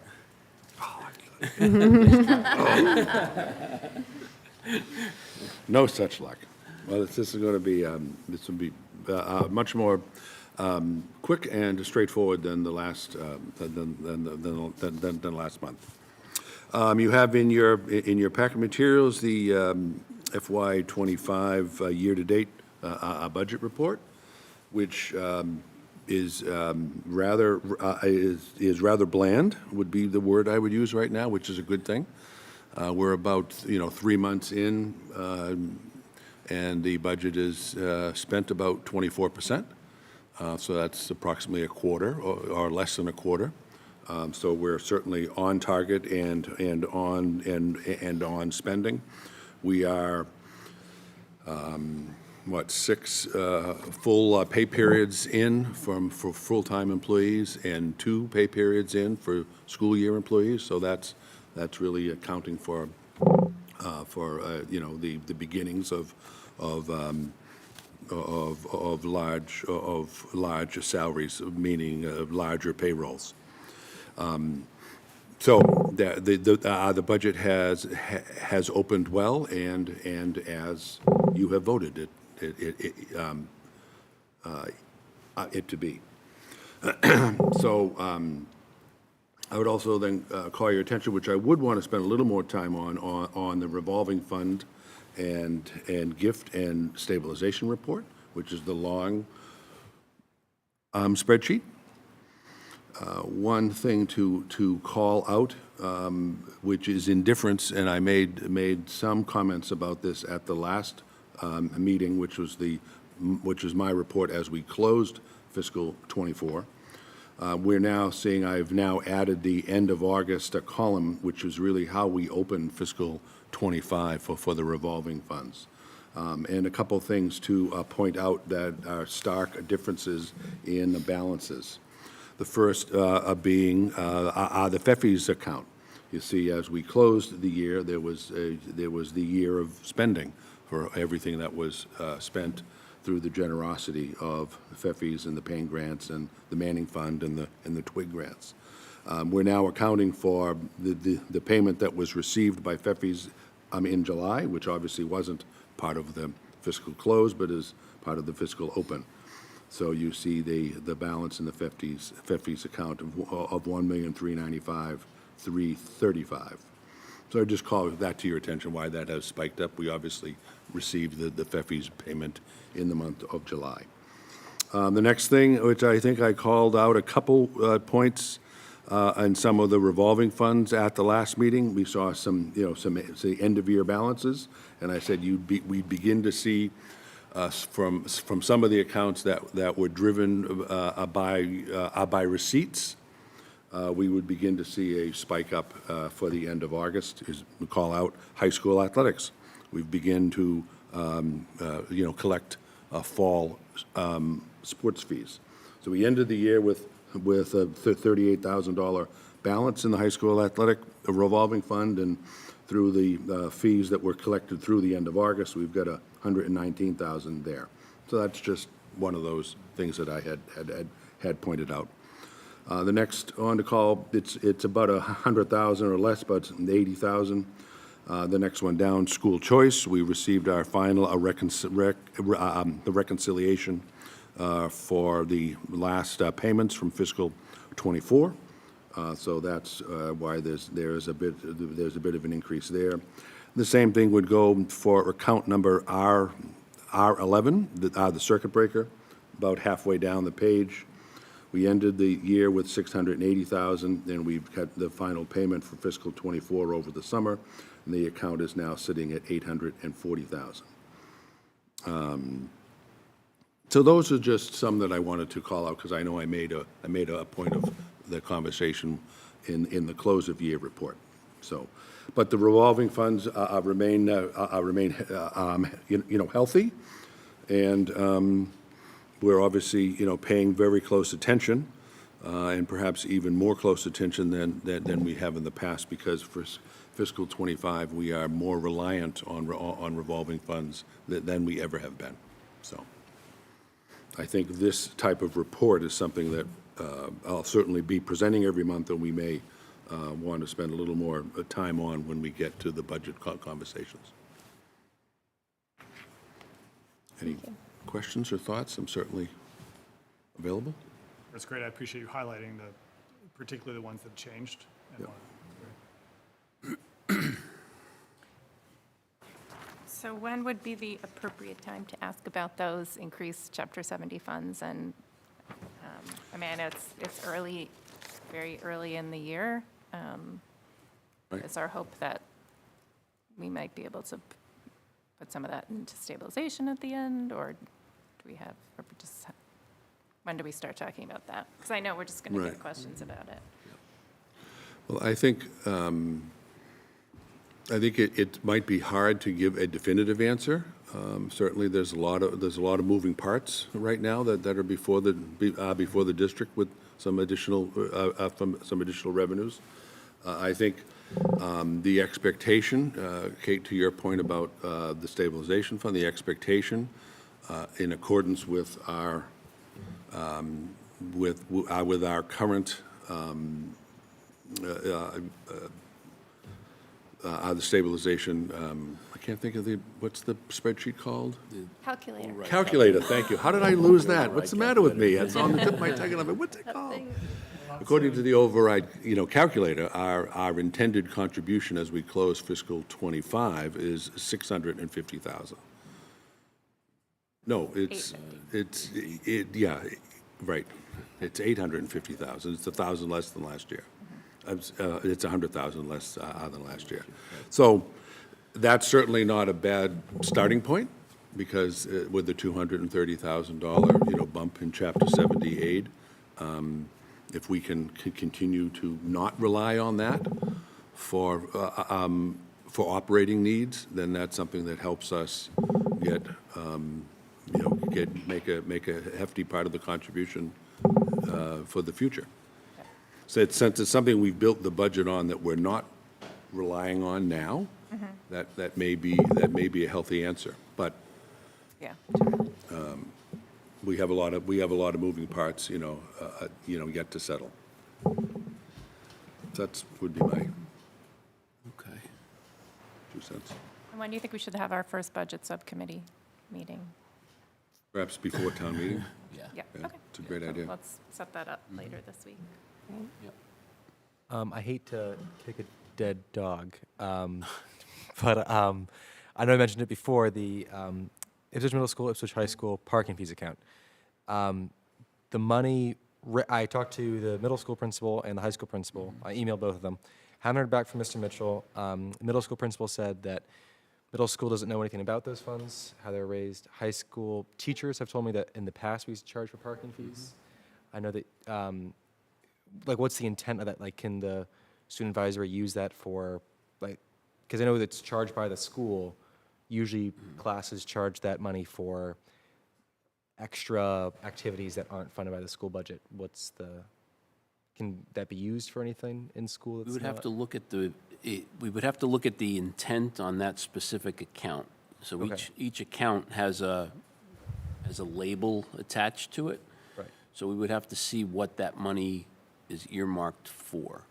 Okay. So in other words, I'm just going to pick on another one. The EDP fund revolving account is solely for the extended day program and expenses related to that. So the parking account may be earmarked for repairs to the parking lots, restriping, things like that. Right. I just wonder, because it does say parking fee, so that to me says like the students would pay a fee into that, and then it just, no student that I know of has paid a parking fee. I've talked to people whose older siblings haven't even heard of a parking fee. So we haven't charged a parking fee in many years. Yeah, that's what I've, yeah. So Was it the school that charged that, or was it just the school system that charged it, or was it the some classes or Oh, some no, no, don't. Oh, no, it had nothing to do Classes. with, it would have been the school. Yeah, it wouldn't have been Yeah, the it had nothing to do individual with the class. classes. Okay, that's okay. Yeah, no, it, Because way back when budgets were, my budgets are always tight, but, when I think the district was looking for some additional revenue sources to maintain the budget, and so some fees sort of came up. So I'm thinking it's old, it's money that's been sitting in an account. But it's a really good question, and that's something the budget subcommittee could look into. Do we have any revolving accounts that potentially could be utilized for something? But again, we'd have to look into the language around that specific account and what it's, because we can't use it Right, for I just anything. So hadn't- we have to use it within the Yeah. parameters that it's allowed for. But there may be a couple of The revolving very, the very purpose of revolving accounts is a place by which fees that are collected for a specific purpose are maintained. So the ability to take money that was raised for one purpose, and just because there's a balance there to spend it on something else, it sort of flies in the face of the purpose of collecting the money in the first place. I think over the years, probably the reason why we haven't collected or haven't even imposed such a fee is because there was a balance that was built up, and the fees became really not necessary to charge. Right, so, because I know in the past there have been fees charged to students, but those were external. They weren't involved with the school committee. They were just from class officers charging the fees. So it's two different. Oh, yeah, those are two Gotcha. different Okay, things, yeah. gotcha. I just Yeah. wanted to make sure. Yeah, we can include this in our subcommittee discussion, and I think it's a good broader topic, to your point of, are there other ones too that we need to take a look at? Yeah. And we can answer it. I mean, you've got to research it, but we can answer it there. Right, just Yeah. simplifying the You balance can take sheet. that as a follow-up as part of the subcommittee. Yeah, Okay. good suggestion. All right, now it's your turn. Right, now it's my turn. All right, thank you. On Monday, August 26th, we welcomed our faculty and staff back for the 24-25 school year. That morning, the members of the IEA informed us, or actually they let us know ahead of time, that they would not be joining us for the annual breakfast that we provide in protest of starting the year without a contract. The administrative team, the custodians, clerical workers, and central office staff attended the breakfast, and then the IEA joined us in the Performing Arts Center at 8:15 for our opening activities. The first day of school for students in grades 1 through 12 was on August 28th, with the preschool and kindergarten programming starting on Tuesday, September 3rd. All of the administrators reported that they had a very positive, smooth opening in their buildings. Very positive vibe throughout the buildings as I visited the buildings that week, and that continues. It was great to see everyone engaged and getting settled into their routines. As I reported in my weekly update last week, we already have a lot going on in the schools. We have flu clinics planned for staff and students in the coming months in each of the buildings. Staff are completing all their annual safety training as well as other mandatory trainings and review of policies. The student safety training and drills have all been scheduled, and I believe some of those conversations have already started. All the tech updates have been completed and devices distributed to the schools. And we're already finalizing plans for the professional development day that we have coming up in October. All of our subcommittees are up and running, or most of them are up and running. Elementary Building Project Group met to discuss the upcoming school committee workshop. Communications met to review and to build the newsletter, which we'll be talking about a little bit later. Operations met to begin formulating school committee and superintendent goals for this year. Wellness Committee also met to finalize a new wellness policy that'll be coming forward. So we're off and running as far as the school committee subcommittees. North Shore Education Consortium, we had our first board meeting earlier this week. And last weekend, I spent the weekend in Boston with the executive board of the Superintendent's Association. We talked about legislative positions, the cell phone bans around the country, so it was interesting to hear some of that information. what the research is telling us, and we had an extensive discussion regarding the ballot question that's going to be on the ballot this year, regarding the removal of the MCAS as a graduation requirement for students, which the association took a vote to oppose. This week, the Ipswich Education Foundation and Ipswich Aware both held their monthly meetings, which I attended. Tom Gallagher and I met on Monday morning to review our athletics program, the fall sports to date, and concerns about participation numbers in some of our sports and co-op teams. And then tomorrow morning, I'm meeting with the director of our EDP program to discuss plans to expand the program into the middle school level and use available town resources to support that program.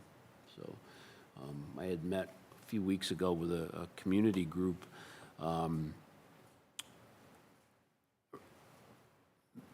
primarily folks connected with Ipswich Aware, but we had some great conversation around the need for something for our middle school students to do after school who aren't involved in sports and clubs. And so we're looking to design a program that'll utilize different places in town for some organized activity and a place for kids to be, rather than roaming around downtown until dinner time.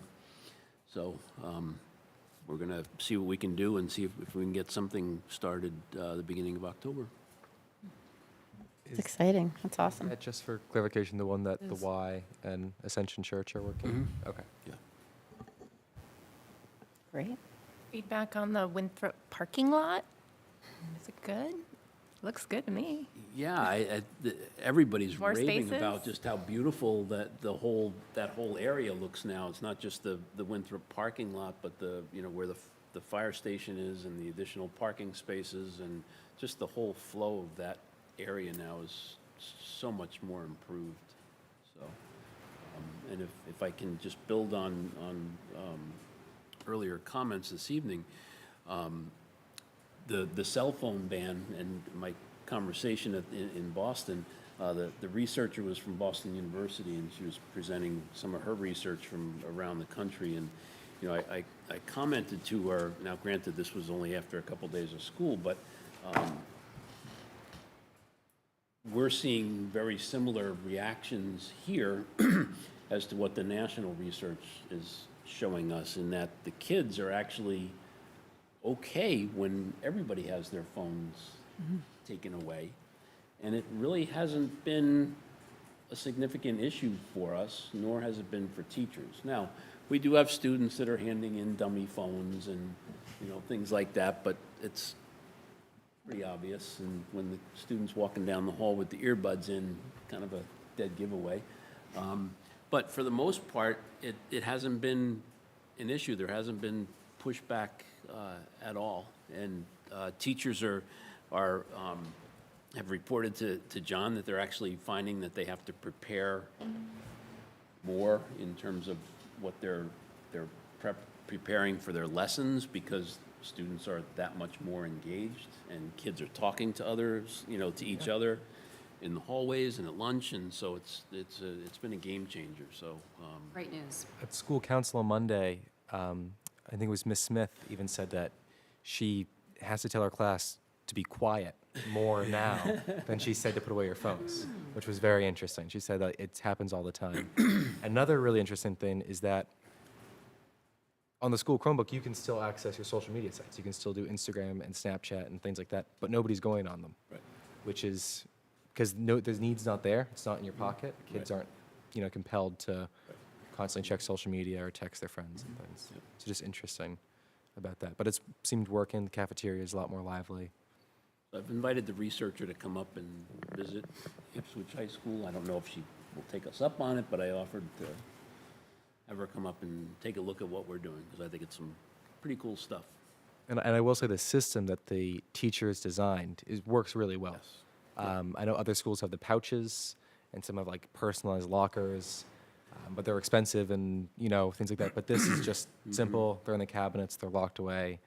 We get out 3 minutes earlier to collect them, but those 3 minutes are time that would have been spent, being distracted on phones or teachers having to tell students to put away your phones. So it's not really lost time. And students are more alert and active in class. It's awesome. I hadn't thought about it like that. It's great to hear from a student. I'll just say I have heard similar feedback to what Charlie said about the personal devices. So I don't know if there's any appetite or ability to problem solve around that, like maybe some extra computers in the library where kids could go Yep. during our block to access different. Yeah, John has Personal been working with the accounts. tech department around that issue, because the issue was raised. Yeah. For a lot of the college stuff, it should be getting sent from their school email, although there's a concern that once they graduate, they Counselors don't have advise access against to it. it. They tell us not to use our school Yeah. email. Yeah, the Oh, they counselors do? Yeah, they tell us not to Tell use you our not school to. email. advise not to use that Yeah. email. Oh, okay, Yeah. For that reason, because then when you graduate, you get, okay, yep. If you need to access your Get AP off the scores or your system. SAT score later on, you can't access your College Board account. And that's just one example. Athletic okay. recruiting is another Yep. thing. If Yep. you have all your, if you do private club sport and you keep all your records on that, Yep. you might need those in college or later Yeah. on. So. I just wonder if it's going to be more of a concern as the year goes on when Sure. kids start doing more community service and organizing around service day, just other, not Yeah. extra, No, I well, know. yeah, It- the The concern's extracurricular been stuff. identified, and so I know that Yeah. John is working with Keith Morgan, our tech director, around, what workarounds we can provide. Yeah. But to end on a positive note, I have heard kids say the phone part is no big deal. Yeah. I imagine they're going through a little bit of withdrawal, but you come out on the better end, I'd say. Awesome. All right, next, subcommittee, working group, and liaison reports. So we already heard budget is going to plan to meet. Next, communications.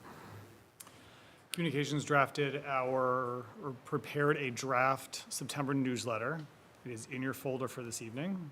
If you haven't looked at it yet, take a second to do that now. I'll sort of remind everybody the way that we have typically done it is we meet mid-month with a goal of sending the newsletter out at the end of the month. We use this meeting for everyone to take a look through, review it, general questions, discussion. We don't formally vote on it, so it's more of do we have the right topics in there, not so much phrasing and language, although I'm happy to take feedback on that. Based on discussion, everyone's review tonight, we will finalize it, and then I forget the date that it goes out, but basically the final, last Monday of the month. Just want to apologize, there's all those lines. The chart. I don't know how to, is fine. I don't know how to delete those, the amount of time I took last night trying to delete. So if anybody knows how to delete them, We got you. okay. A couple things that I will highlight as you're reading and just in general. Welcome back letter. The two things that we had talked about, both as part of communications and broader engagement, as well as with operations, things that we wanted to highlight is in general around school safety. You'll see a section in here. Something that isn't included that we talked about going forward is how do we engage the community better around awareness of bullying and prevention. And so you will see those things coming in the future. We talked about those as being two main themes that we really felt would be important for us to continue to highlight throughout the year. So you're starting to see that here. We've included highlights in contract negotiations. The Noresco project, again, because of the significant importance and benefits to the school, we thought that was important. Highlighted highlighted the TWIG grant recipients.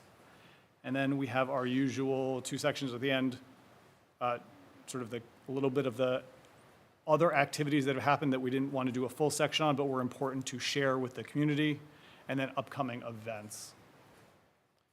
Their thing, not specifically here, but we're going to continue to drive engagement in our social media channels, both on Facebook and Instagram.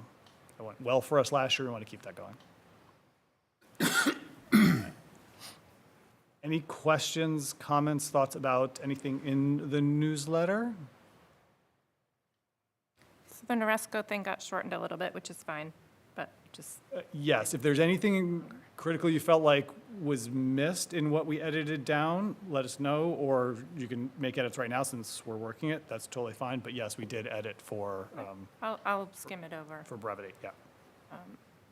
Other comments, questions? I thought somebody said. Okay.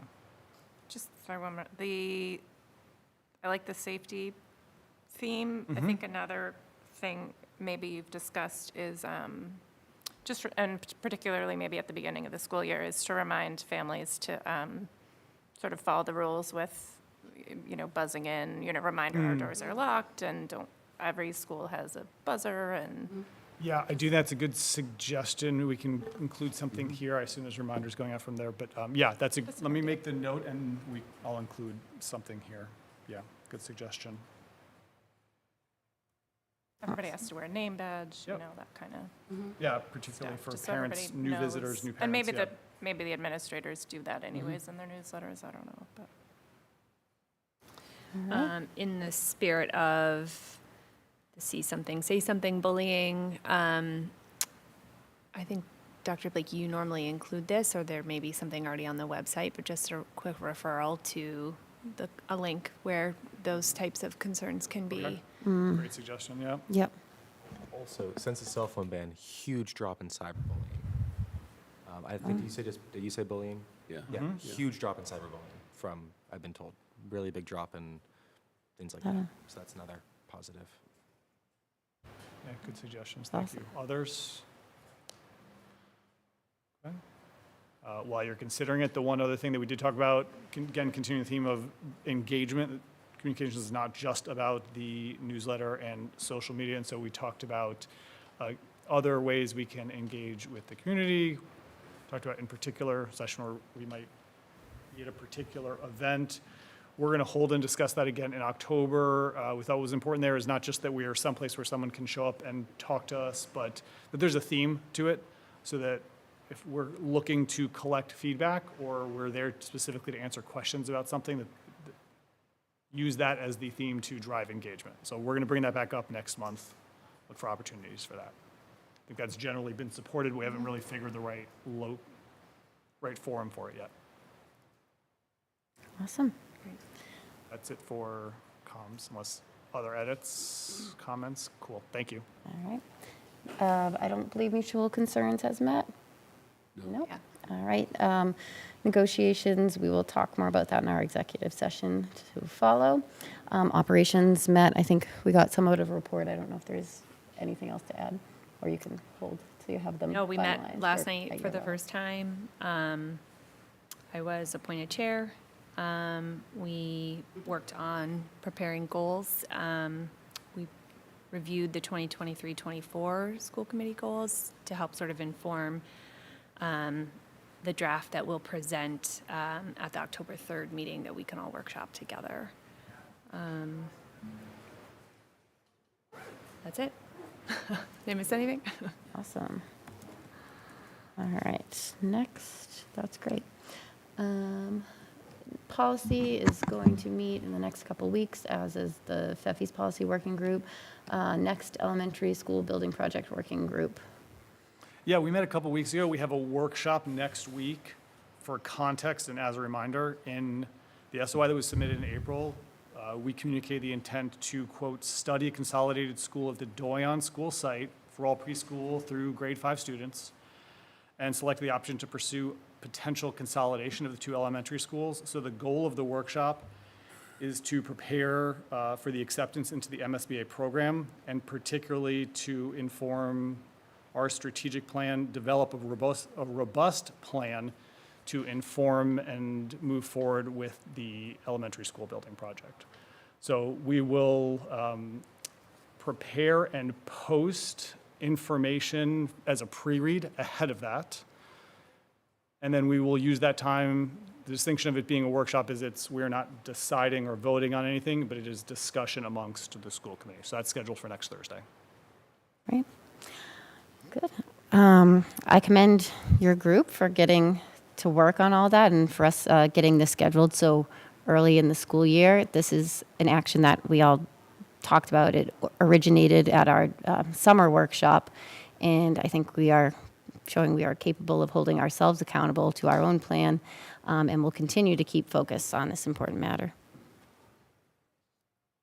All right, and then for liaison reports, I had asked Jenny to give us Oh, a perfect. quick. Is what- This is kind of a pickup from last year. She was the Yes. Twig liaison, so we Yes. never got to hear how that all went. Sure.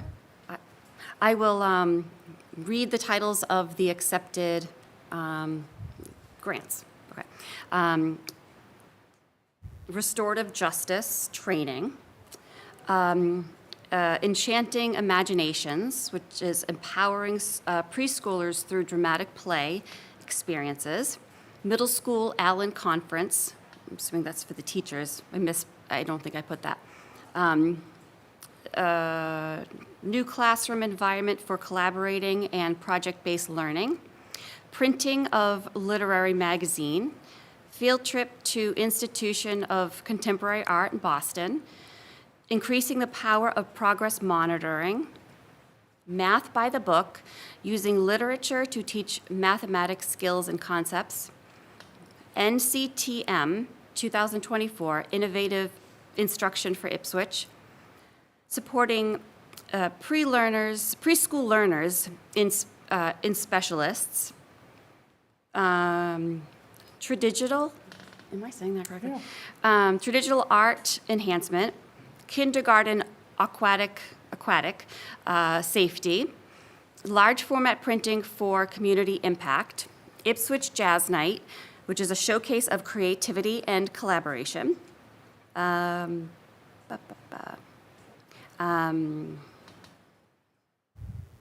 that was already done. Okay. Yacht, continuing education classes and materials for 2024 and 2025 school year. Wonderful. So, sounds like a productive. Last one was not on the Yeah, can you say it again? newsletter list. Yeah. The list that was on the news. Oh, okay. Aquatic safety was on there. I will today, add so. that. Thank you. Great. Who's the liaison for that one this year? Me. Oh, okay, and that is not kicked off yet, or? November 6th, I'm Okay. about to let you know that. Oh, nice. That's awesome. Great. Look forward to hearing more about that. All right, new business. Oh, wait, are we? Did we, oh, was there another liaison Other report? I'm liaisons. sorry. I didn't have it on the list. I didn't- Go ahead. Strategic Planning Working Group Okay. met last week. So sort of as a follow-up after our tri-board, so I do think they are waiting on ideally a scenario, and sort of dollar amount around that. They are looking for that information from us, as well as percent MSBA reimbursement. So they, as we all saw, they sort of plugged something in, but I think they are sort of looking for that from us. I think they could model a couple things, but ideally they'd model a scenario and not, 4 scenarios. But so I don't know if the elementary building working group is going to work on that, but the hope is to get them, as solid a number as we can, including percent MSBA reimbursement. Is there a timeline for that, other than ASAP? Town meeting? I think by town, I think the hope is to give a strategic planning committee update at town meeting. I'm not 100% sure on that, but. And then we also talked about, the strategic planning committee needs a separate line item for a feasibility study, because MSBA will not fund a feasibility study, so that's not rolled into that project cost. It's a separate number, so we sort of need to come up with a number for that too. So I don't know if we look at existing projects and what their feasibility studies cost, or we take what we paid last time and escalate it. But either way, that's now a new line item on the strategic plan. That has to be 100% Ipswich funded, I believe. And then the third one is Whittier Tech. So I am going to take that on to try to work with our Whittier Tech representative and their superintendent on a number for the strategic plan for the Whittier project, which is not school committee's responsibility, but I said I would reach out to our rep and try to figure that out. So those are so that's sort of what strategic planning committee is looking for from us. So I think in terms of scenario, that will probably follow our workshop. That said, I imagine the workshop is maybe not as specific as the strategic planning group wants, but there will be some talk of cost. I know in the past we had, like, I think we have a lot of comps. I don't know if anybody has planned to dig anything else up between now and then, or if that needs to be an action item. We did talk about cost. I do think the one thing that I don't know that we would have cost estimates that we as a school committee would put our sort of stamp of approval on ahead of that meeting. However, I do think something we can make progress on is there were 3 options included in what the strategic planning committee put forward, and I think we could address that ahead of the meeting, which would help. And it at least gets you to, even if we don't have the right number, it gets you to proportional costs, which I think is important. Well, I don't want what they put in to drive, I think what we want should drive Yeah. the Yeah. answer. Well, it's all I mean, because part of they the just, discussion. Jim Engel, didn't have information from us, so he sort of modeled it out himself just to get things started. I totally understand. So I would've don't done the same necessarily thing. want to work off of those 3, I mean, maybe we do, Yeah, but we I think want it's to put helpful. some I think it's thought into it. directionally correct. There's some considerations that we'll talk about that might better inform it. So I think we can get it, we'll have information that we can provide to get it closer. I wouldn't suggest that we could commit to, we will provide a number, like a formal number that could be used. That's sort of how I feel, just based on the timing and the number of conversations we can potentially have between now and town meeting. Okay. I will say, if you look at the model, have you looked at the model school site for the Yes. pre-approved elementary schools? Yes, and it's something we'll be discussing next week. Right, because one of them was built recently. I think it might have been Newton, 10,000 square feet larger than Doyon. Yep. I want to say $60 million or something. But if that would, 10,000 square feet larger at Doyon and similar at Winthrop would be around the same price as the one school. Part of what we're going to do next week is we're breaking down, looking at recent model schools, and we're taking the list and square footage and costs and Gotcha. try to work it into our discussion. Exactly the reason you bring it up. It's a great point, and that's why we want to make sure we're looking at it. Yeah, totally agree. Any other liaisons? Okay. Next. New business. So I will just say, I don't know how many of you know this, I think I mentioned it last time, the school owns 2 paintings by Arthur Wesley Dow. Previously, they were located in the grand room of the old high school where the town hall is. And then when the new high school was built, there was kind of confusion as to where they were. And we thought they were at the Ipswich Museum, but it turns out they're at the library. And they were last appraised in 1999 for about $1 million each, and there's 2 paintings. Just interesting. The art club at the high school originally wanted to do a show of some of his paintings that we owned. However, we didn't realize they were so expensive and so big, and so that will probably not be happening, because they are massive picture of it. paintings. They're huge. But yeah, I didn't know about that. Interesting update. That the school owns really expensive fine art.